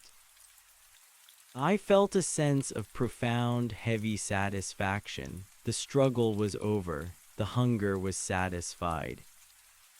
But then I felt a small, sharp tug from the very bottom of my roots. It was coming from the old grain elevator miles away, buried under a mountain of ferns. Something was moving inside the ruins. I focused my attention, narrowing my consciousness down to a single localized point. There was a man. He wasn't part of the grove, he hadn't been integrated. He was wearing an old, tattered radiation suit, his face obscured by a cracked visor. He was digging. He was using a rusted shovel to clear the vines away from a small metal hatch in the floor of the elevator. I watched him with a detached curiosity. How had he survived? How had he avoided the spores? He reached into the hatch and pulled out a small wooden box. He opened it, and inside was a collection of paper maps, old topographical maps of Oregon, marked with red ink. He traced a line with a gloved finger, a line that followed the old trail through the Alvord. He looked up, staring directly into the canopy above him. He couldn't see me, of course, but he seemed to know I was there. "You missed one," he whispered. His voice was raspy, dry as dead leaves. He reached into his suit and pulled out a small, silver object. It was a lighter. A simple Zippo lighter, the kind that used liquid fuel. He flicked it. A small, orange flame bloomed in the green twilight of the forest floor. It was a tiny thing, a pathetic, flickering spark. In a world of 10 trillion trees, a single flame should have been meaningless. But I felt a sudden, cold jolt of alarm. The man wasn't just holding a lighter, he was holding a memory of fire. He was holding the one thing the forest couldn't integrate, the desire to destroy. He didn't touch the flame to the vines, he just held it, a tiny, defiant sun in the palm of his hand. "We aren't all like the boy," the man said. "Some of us like the hunger, some of us like the struggle, some of us would rather burn in the desert than live in your garden." I tried to reach into his mind to send him the memory of the apple orchard, the scent of the hay. But his mind was a fortress of ash. There was nothing to grab onto. He had spent so long in the dark, so long in the hate, that he had become fireproof. He dropped the lighter. It fell into a pile of dry, brown needles, a rare pocket of dead matter that the grove hadn't yet recycled. The flame caught. It was a small fire at first, a mere crawl of orange along the ground. But then something happened that I hadn't predicted. The forest, my beautiful, perfect, integrated forest, reacted with a primal, evolutionary terror. The trees near the fire didn't try to smother it. They didn't release water. They did the only thing trees have ever known how to do when faced with fire. They screamed. The scream wasn't a sound, it was a chemical cascade of panic. It was a massive release of volatile organic compounds, a cloud of flammable gases meant to signal the rest of the forest to prepare. But in the oxygen-rich atmosphere we had created, those gases were like gasoline. The small fire didn't just grow, it exploded. A pillar of white-hot flame roared upward, consuming the vines, the moss, the trees. The panic spread through the network like a virus. Every tree that felt the heat released more gas, more fuel. Within minutes, a mile-wide firestorm was raging in the heart of the Oregon grove. I felt the pain of 1,000,000 leaves burning at once. It was a white, blinding agony that threatened to tear the network apart. I tried to command the trees to stop, to suppress the gas, to flood the area with water. But the panic was too deep. The soul of the forest, which I had thought was so patient and so wise, was revealed to be a fragile, reactive thing. It was a creature of instinct, and its instinct was to burn. The man in the radiation suit stood in the center of the inferno, his arms outstretched. He wasn't screaming, he was laughing. He was the ghost of the old world, the reminder that the trail always leads to an end. I looked up at the great spire. The fire was climbing, the gas was rising. The spire was no longer a ladder to the stars, it was a fuse. I felt Toby stir inside me. He was no longer dreaming of the ocean. He was dreaming of the sun. He was dreaming of a light that was too bright to look at, a light that turned everything to white. I realized then that the integration wasn't complete. We had built a body, but we hadn't conquered the spirit. The hunger for the horizon, the hunger for the fire, it was still there, buried in the carbon of our bones. The spire began to groan. The structural nanotubes, weakened by the intense heat, began to snap. The void vines, catching the updraft of the firestorm, began to whip and fray. The seed pod, halfway to the moon, felt the vibration. The cutting of the black cedar within it felt the death of the mother tree. I had a choice. I could let the panic consume us. I could let the world burn back down to the desert, back to the sand and the silver key fobs. Or I could do something the forest didn't know how to do. I could sacrifice. I reached out to Alina, to the woman who was now the heart of the network. Cut the connection, I commanded. What? Her voice was a flicker of green light in the smoke. Isolate the fire, sever the roots. Let this part of us die so the rest can live. But you're the center, she cried. If we cut you off, the network will shatter. We'll just be trees again. We'll be alone. No, I said as the flames began to lick at my own black bark. You'll be the trail, and the trail has to keep moving. I felt the boy's hand in mine, not a physical hand, but a knot of pure, golden intent. It's okay, Dad, he whispered. We're just going for a walk. I gathered all the power I had left. I didn't send it to the spire. I didn't send it to the moon. I sent it into the soil. I created a dead zone, a circle of absolute frozen earth 5 miles wide surrounding the firestorm. I sucked all the life, all the gas, all the moisture out of the ground, turning it into a barren ring of dust. The fire reached the edge of the circle and stopped. It had no more fuel. It had no more air. But inside the circle, I was burning. The black cedar was a pillar of flame. The grain elevator was a furnace. The man in the radiation suit was gone, turned to ash in a heartbeat. I felt the connection to the rest of the world start to fray. I felt the great spire begin to tilt, its top-heavy weight pulling it toward the horizon. It wouldn't reach the moon. It would fall back to Earth, a long green ribbon of failure. But the seed pod was still moving. It was beyond the reach of the fire. It was beyond the reach of the panic. It was a small, silent promise carrying the dream of the boy into the dark. As my consciousness began to flicker, as the 1,000 eyes of my leaves turned to ash, I saw one final thing. The spire didn't just fall, it broke. And as it broke, it released its spores. Not the dormancy spores, but the original ones, the ones that had started it all.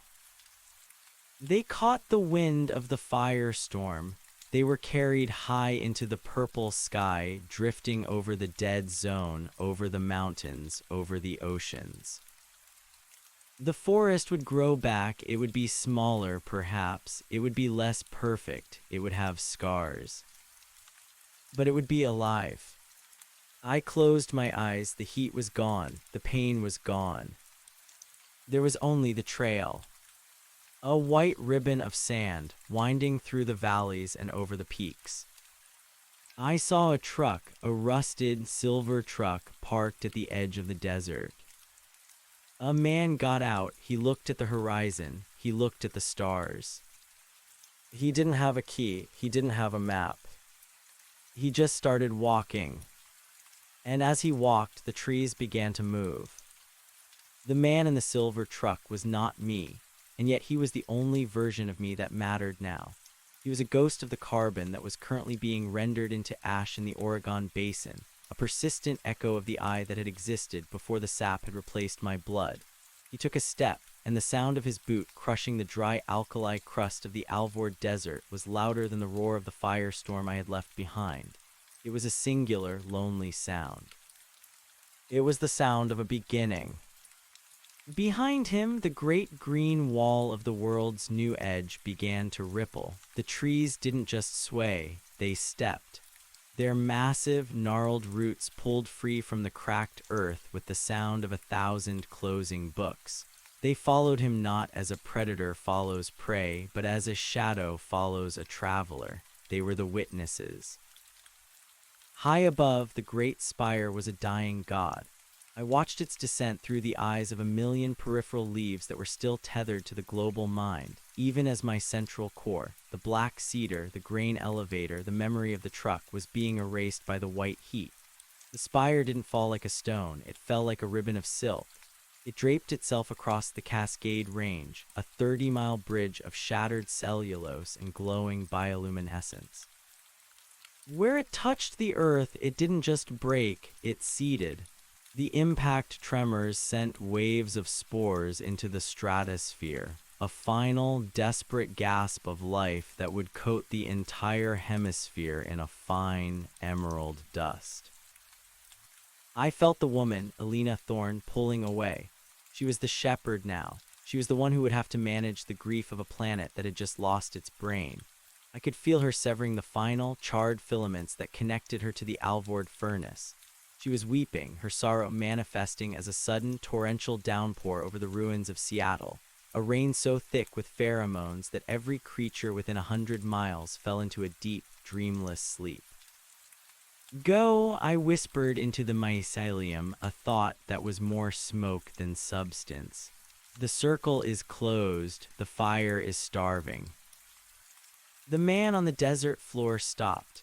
He looked back at the green wall, at the moving forest that trailed him like a funeral procession. He reached into his pocket and pulled out the silver key fob. It was cold. It was dead. It was a piece of plastic and metal that no longer commanded anything in this world. He looked at it for a long moment, then he wound up his arm and threw it.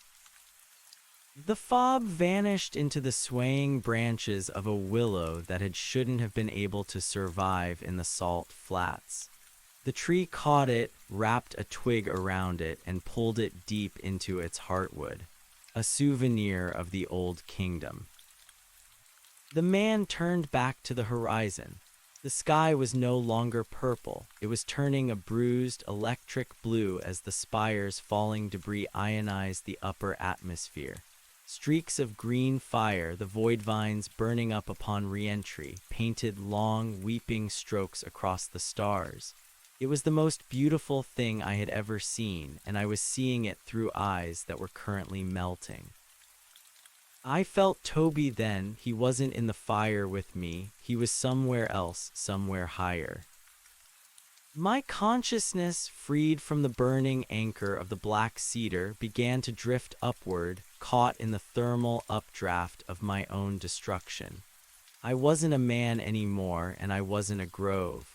I was a collection of data points, a sequence of memories being uploaded into the only thing that remained of our ambition. I was in the seed pod. The cathedral-sized teardrop of bark and diamond cellulose was silent. Outside, the vacuum of space pressed against the hull with a weightless, freezing intensity. Inside, the air was thick and humid, smelling of damp earth and the promise of 1,000 springs. At the center of the pod, the small black cedar sapling, the one I had imbued with the essence of the boy, stood in a shaft of artificial sunlight filtered through the translucent walls. I felt his presence. He wasn't a child anymore, but he wasn't an adult either. He was an archetype. He was the gardener. "We're almost there, Dad," his voice echoed through the pressurized cabin. It wasn't a sound. It was a vibration in the water molecules of my new celestial body. I looked through the pod's transparent skin. The moon was no longer a distant, romantic orb. It was a wall of gray, desolate reality. It filled the field of vision, a bruised and battered shield of rock that had stood guard over the earth for 4 billion years. It was waiting for us. It was a blank canvas of regolith, thirsty for the first drop of water in an eternity. The pod's internal systems, driven by the same architect logic I had absorbed from the bunkers, began to calculate the terminal velocity. We weren't going to land softly. We were going to strike. We were a spear of life aimed at the heart of the silence. Back on Earth, the fire in the Alvord had reached its peak. The grain elevator collapsed in a spectacular spray of sparks, the old wood finally surrendering to the chemistry of combustion. The man who had started it, the ghost of the old world, was gone, but his message remained.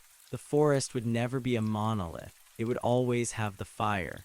It would always have the individual who refused to be part of the whole. And that, I realized in my final moments of earthbound thought, was why we would survive. The fire was the pruning hook.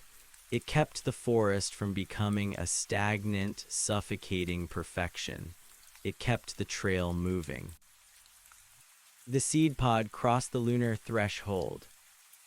The gravity of the moon took hold of us, a gentle but insistent tug. The void vines, trailing behind us like the hair of a comet, acted as drag sails, slowing our descent just enough to prevent total vaporization upon impact. I felt the earth behind us, a vibrant, pulsing marble of green and violet, shrouded in the smoke of the Oregon fire. It looked like a living lung breathing in the dark. It was no longer the world of men, and it was no longer the world of trees. It was something new, a hybrid, a conversation between the soil and the soul. "Brace," Toby whispered. The impact was a silent explosion of dust. The seed pod buried itself 40 meters deep into the lunar soil of the Mare Tranquillitatis. For a heartbeat, there was only the cold and the dark. The structural bark groaned under the pressure of the moon rock. The water tanks shattered, flooding the internal chamber. Then the chemistry began. The dormant fungi I had packed into the soil woke up. They were a special strain, engineered to thrive on the minerals of the regolith. They began to eat the moon. They wove a web of white filaments through the gray dust, binding the loose rock together, creating a foundation of living stone. The black cedar sapling at the center of the pod felt the moisture. Its roots, tipped with diamond-hard enzymes, pushed through the hull of the pod and into the lunar crust. It didn't find soil, so it made it. It secreted acids that broke down the basalt, turning the dead moon into a rich mineral broth. High above the impact site, a small, transparent dome began to inflate, a bubble of oxygen and nitrogen produced by the rapid fermentation of the pod's internal mulch. A single green shoot pushed through the gray dust. It was small, it was fragile. It was a tiny defiance against the infinite black of the vacuum. But it was growing. I felt the connection between the earth and the moon snap into place. It wasn't a physical vine this time. It was a quantum entanglement of mycelium, a bridge of thought that spanned the 300,000 kilometers of void. Elena felt us. The forest in Oregon, now cooling into a scar of black charcoal and new, bright green ferns, felt us. The scouts, the driftwood deer, stopped their wandering in the ruins of Paris and New York and turned their amber eyes toward the night sky. They saw the tiny, green spark on the face of the moon. The trail hadn't ended at the edge of the desert. It hadn't ended at the top of the atmosphere. The trail was the universe itself. On the lunar surface, the black cedar began to stretch. Its needles were not green, but a deep, shimmering silver designed to absorb the unfiltered radiation of the sun. It didn't need a truck. It didn't need a key. It was the driver and the road and the destination all at once. And inside the growing grove of the Mare Tranquillitatis, a new kind of fruit began to ripen. It was a heavy, translucent sphere filled with the memories of a man who once drove a silver truck and a boy who once dreamed of the sea. When it fell, it didn't hit the ground. It floated in the low gravity, a bobbing lantern of consciousness. It cracked open. A figure stepped out. It wasn't quite human, and it wasn't quite plant. It was made of starlight and cellulose, its skin the color of a summer dawn. It looked at its hands, fingers like willow wands, palms etched with the map of every road ever traveled. The figure took a step. Its foot came down on the lunar dust, and where it touched, a patch of clover bloomed instantly, white and defiant against the gray. The gardener looked back toward the earth. He saw the great spire's wreckage, a green scar across the continents, and he saw the new fires of a dozen smaller groves beginning to rise. He saw the beauty of the struggle, the necessity of the burn. He turned his back on the earth and looked out toward the rest of the solar system. Mars was a red ember waiting for a drop of water. The moons of Jupiter were icy vaults waiting for a spark of warmth. The gardener smiled. It was a slow, rhythmic expression, like the opening of a flower. "The trail is long," he said, his voice a rustle of leaves in a place where there was no air to carry sound. "But the trees are moving." He started to walk, and behind him the silver-needled forest followed, its roots cracking the moon as it marched toward the stars. On Earth, in the quiet ruins of a grain elevator in Oregon, a single green shoot pushed through the layer of cooling ash. It grew in the exact shape of a silver key fob, its tiny leaves serrated and sharp. It didn't belong to the collective.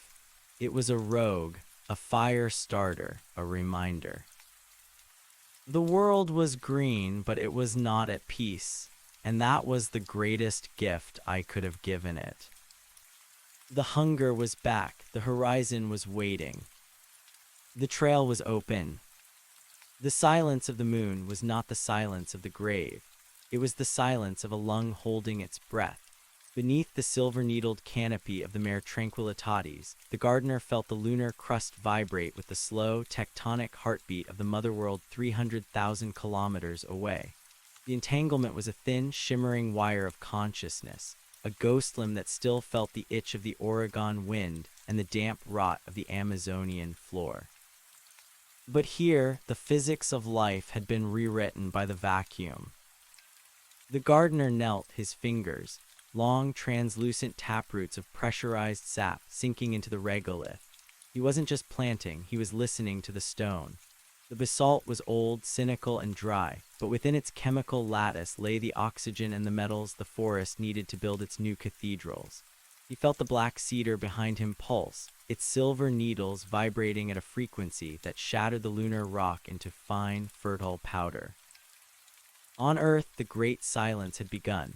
The fire in the Alvord desert had been a cauterization, a necessary trauma that had broken the fever of the global mind. Elena Thorne, standing on the obsidian shores of a transformed Puget Sound, watched as the network reorganized itself. It was no longer a single, suffocating consciousness. It had fractured into a billion local dialogues. The redwoods of the north were no longer in lockstep with the mangroves of the south. They were competing again. They were dreaming different dreams. The scouts, those biomechanical chimeras of elk and willow, had begun to develop their own cultures. In the ruins of Denver, they gathered in the husks of stadiums to hum at the sun, their voices a discordant symphony of wooden flutes. They were no longer just tools of the forest. They were the forest's children, prone to rebellion, prone to wandering away from the grove. Elena felt the gardener's presence as a cold, bright star in the back of her mind. She didn't call out to him. There was no need for words in a world where every breath was a broadcast of pheromones. She simply turned her face toward the moon and let a single golden leaf fall from her hair. It drifted into the water, carrying the data of the Earth's recovery. The way the bees were adapting to the bioluminescent pollen, the way the humans who remained were learning to read the grain of the moving trees like a map. But in the dark spaces between the groves, the shadow roots were growing. The man in the radiation suit had been Ash, but the idea he represented, the friction, the fire, the stubborn refusal to be integrated, had survived. It was a viral strain of independence. In the scorched circle of the Alvord, where I had sacrificed my central core, the earth was not dead. It was something else. The key fob plant I had seen in my final moments was spreading. Its leaves were metallic, its stems reinforced with the same carbon nanotubes that had built the spire, but its intent was purely human. It didn't want to reach for the stars, it wanted to reclaim the dirt. The gardener felt this tension even on the moon. He saw the earth flickering, not with the steady green light of a unified planet, but with the chaotic, sparking orange of a world that was still fighting itself. "It's the friction that makes the heat," he whispered to the silver cedar. "Without the fire, we're just a statue." He stood up, his gaze drifting past the earth toward the red spark of Mars. The seed pod's impact had been the first stitch in a tapestry that would eventually shroud the sun. But the forest was heavy, it was slow. To reach the next world, it would need more than spores and sunlight. It would need a new kind of engine. He walked to the edge of the lunar grove where the pressurized dome met the naked vacuum. The transition was a shimmering veil of bioplastics and magnetic fields. He stepped through it. He didn't die, he didn't explode. His skin, a miracle of deep space engineering, hardened into a dark, iridescent bark. His lungs ceased to pull for air and instead began to process the solar wind, stripping ions from the void to power his internal chemistry. He was the first of the void walkers, the bridge between the biology of the soil and the physics of the stars. He looked down at his feet. The clover followed him even here. It didn't need soil, it grew out of the tracks he left in the dust, fueled by the residual heat of his passage. Behind him, the moon was changing. The gray plains were being overwritten by a sprawling, crystalline lattice of silver and black. The craters were becoming deep, shaded valleys filled with liquid oxygen lakes that shimmered like mercury.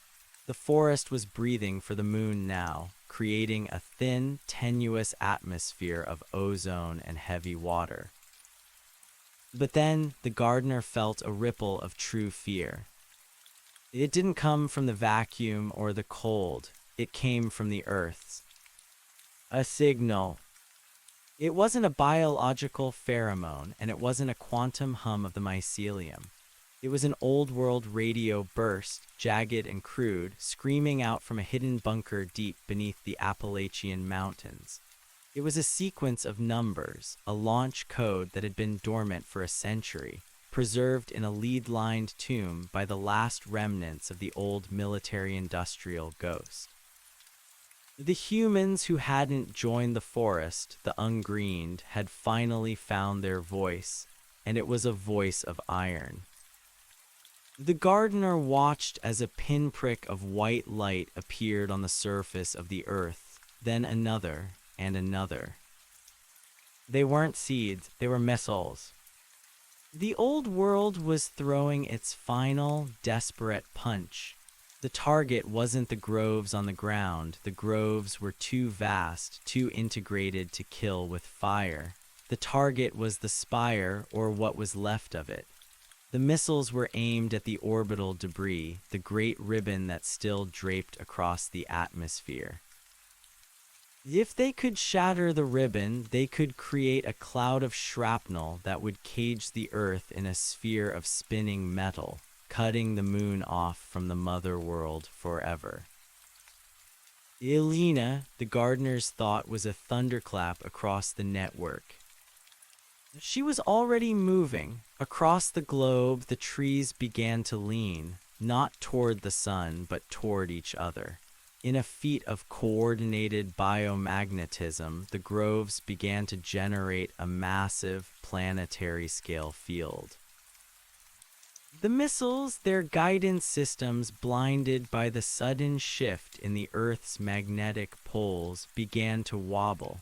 Two of them veered off course, plunging into the Atlantic, where the kelp forests rose up in massive, miles-high walls of water to swallow the explosions.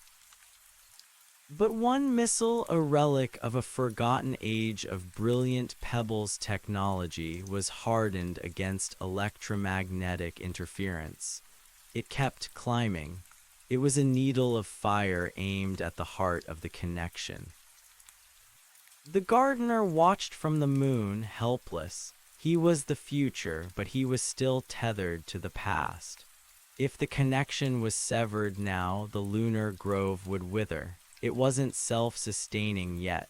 It still needed the complex enzymes that only the Earth's deep, ancient biomes could produce. He looked at the black cedar. He looked at the boy spirit that lived within its grain. "Toby," he said, "the trail is being blocked." The tree didn't speak, but its silver needles began to glow with a fierce, violet intensity. The seed pod logic, the architect's code, began to overclock. On Earth, the missile reached the upper atmosphere. It was seconds away from the ribbon. Suddenly, the wreckage of the Great Spire didn't just sit there. It moved. The void vines, those parasitic, gravity-defying strands that had survived the firestorm, began to contract. They acted like giant biological muscles, pulling the shattered pieces of the spire together into a single, dense mass. The spire wasn't a ladder anymore. It was a shield. The missile struck. The explosion was a silent bloom of orange and red against the black of space.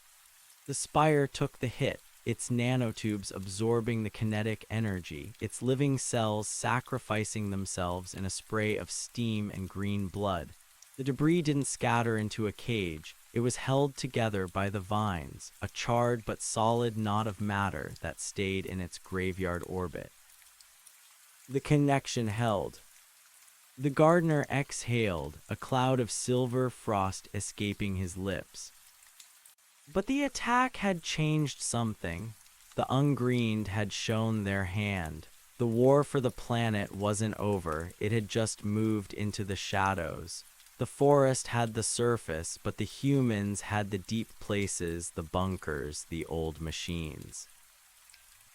The gardener looked back at the earth and saw the key fob plants spreading.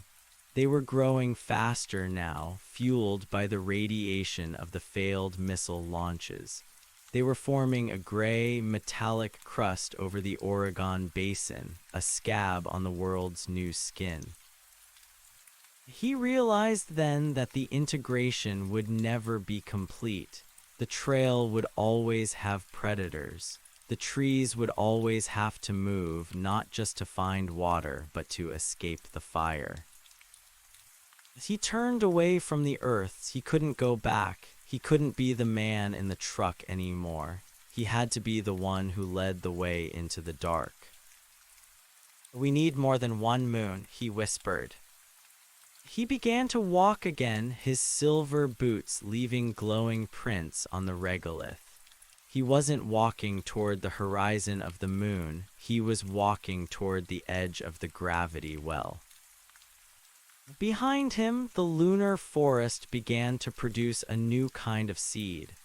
These weren't teardrops of bark. They were long, aerodynamic spears of obsidian-colored wood, tipped with the same diamond enzymes that could eat through stone. They were spore ships. The gardener reached the highest peak of the Montes Apenninus. He stood there, a solitary figure of bark and light, silhouetted against the bright blue-green marble of his home. He raised his arms. The silver cedar on the moon let out a low, vibrating hum that shook the entire satellite. The spore ships began to launch, not with fire, but with the silent, irresistible force of pressurized sap. They shot upward, thousands of them, carving paths through the vacuum toward Mars, toward the belt, toward the frozen moons of the gas giants. The forest was no longer a trail, it was a fleet. On Earth, Elena Thorne felt the departure. She felt the thinning of the gardener's presence as he distributed his consciousness among the thousands of ships. She felt the loneliness of the shepherd left behind to tend a flock that was still learning how to live with the wolves. She walked to the center of the Oregon Dead Zone, the place where the black cedar had burned. The ground was cold now, covered in the gray, metallic leaves of the rogue plants. She knelt and picked up one of the leaves. It felt like cold steel. It felt like a key. She didn't crush it. She didn't try to kill it. She tucked it into her pocket, next to a handful of soil from the old world. "The trail has to keep moving," she murmured, repeating my words to the wind, "but someone has to remember where it started." As she looked up, the sky was filled with the green streaks of the spore ships leaving the lunar orbit.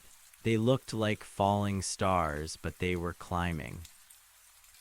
The trees were moving. They were moving past the sky, past the limits of the sun, past the memory of what it meant to be human. But as Elena walked away from the Alvord, her boots made a familiar sound. A crunching of alkali crust, a steady, rhythmic pace. She didn't have a truck, she didn't have a map. She just started walking. And as she walked, the trees, the real trees, the ones with heartwood and sap and a hunger for the sun, stepped out of her way, bowing their heads in a silent, rustling salute to the woman who carried the fire. The forest was the body, the gardener was the dream, but Elena was the trail. And the trail, as I had finally learned in the white agony of the fire, never ends. It just changes its shape. It turns from sand to silver, from bark to light, from a man in a truck to a ghost among the stars. The final part of the integration wasn't about being together. It was about knowing when to let go. The silence on the lunar surface was absolute, yet the gardener felt the roar of the Earth's atmosphere as if it were vibrating in his own marrow. The missiles had been a spasm of a dying era, a final reflexive twitch of a nervous system that refused to believe the world had outgrown it. But as the spore ships, those jagged obsidian javelins of compressed cellulose and dormant consciousness, pierced the lunar veil and set their sights on the red eye of Mars, the gardener felt a shift in the fundamental equilibrium of the system. The tether was no longer a leash, it was a bridge. He looked down at his hands. The willow wand fingers were translucent, pulsing with a rhythmic, bioluminescent glow that matched the heartbeat of the silver-needled forest behind him. He was no longer just the driver. He was the engine of a migration that spanned the vacuum. Every step he took on the lunar regolith left a pressurized seal of oxygen-rich moss, a tiny temporary atmosphere that clung to his footprints. He was terraforming the moon simply by existing upon it. On Earth, the ungreened retreated. The failure of their final strike had broken the last of their centralized command. In the deep bunkers beneath the Appalachians and the reinforced silos of the Siberian wastes, the hum of ancient servers began to falter. The machines were hungry for parts that no longer existed, for fuels that the forest had reclaimed and repurposed into complex carbohydrates and bioplastics. The men and women in those steel tombs looked at their monitors and saw not data, but the encroaching fractal patterns of root systems infiltrating their firewalls. The green wasn't just growing over the bunkers, it was growing into the code. Elena Thorne walked through the ruins of a suburban neighborhood in what had once been Ohio. The houses were skeletal frames, stripped of their siding by the scavenger vines that recycled petroleum products into nutrient-rich mulch. She felt the metallic leaf of the rogue plant in her pocket, the key fob sprout vibrating with a cold, insistent frequency. It didn't pulse like the forest, it ticked like a watch. It was a remnant of linear time in a world that had moved back into the seasonal cycles of the deep past. She stopped in front of a collapsed garage. Inside, the rusted husk of a silver pickup truck sat half-submerged in a drift of white clover.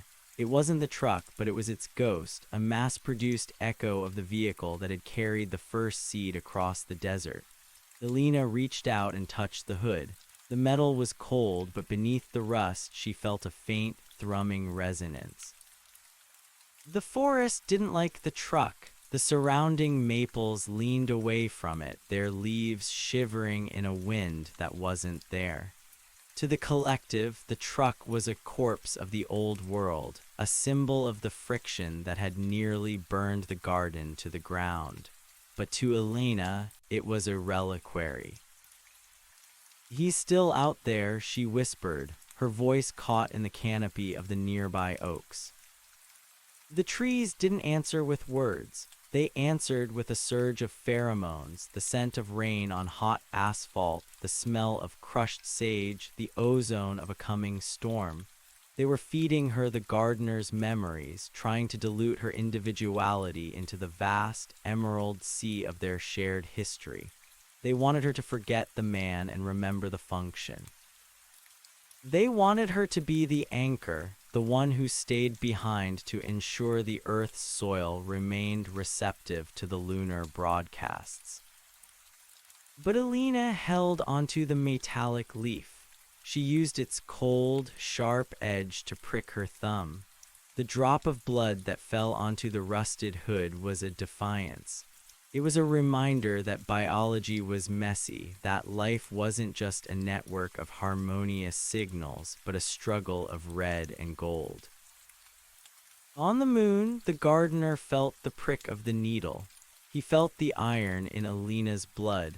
It acted as a beacon, a grounding wire that pulled his consciousness back from the cold, expansive dream of the spore ships. He turned his head, his eyes amber pools of solidified sap focusing on the blue-white marble hanging in the blackness. He saw the great spire wreckage, now a gnarled knot of vines and steel, glowing with the internal fires of 1 billion bioluminescent bacteria. It looked like a wedding ring discarded in the dark. "The trail is circular," he said, the sound vibrating through the basalt beneath his feet.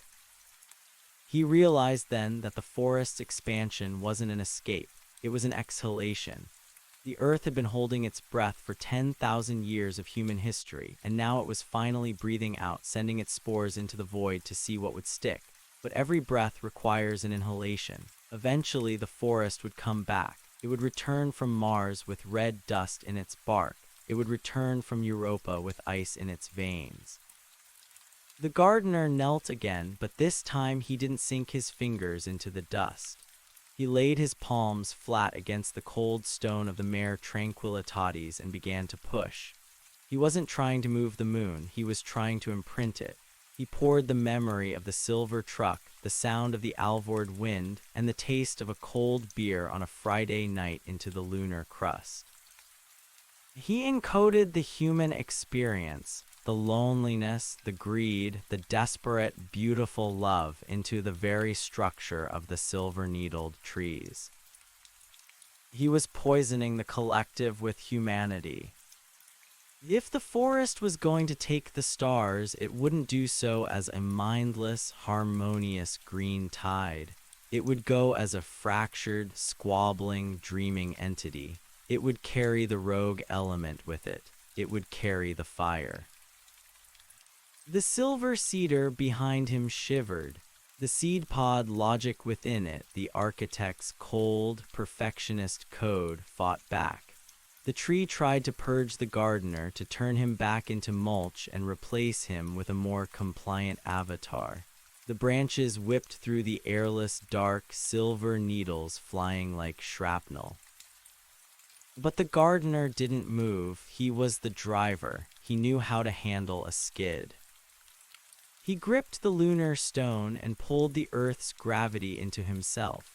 He used the entanglement, that shimmering wire of consciousness, to draw the chaos of the Alvord fire into the lunar grove. He let the shadow roots of the Appalachian bunkers and the key fob plants of Oregon flow through him. He became the conductor for all the world's unresolved noise. The silver cedar groaned, its trunk cracking open to reveal a core of pure, blinding white light. The grove around it began to change. The perfect, crystalline symmetry of the lunar forest broke.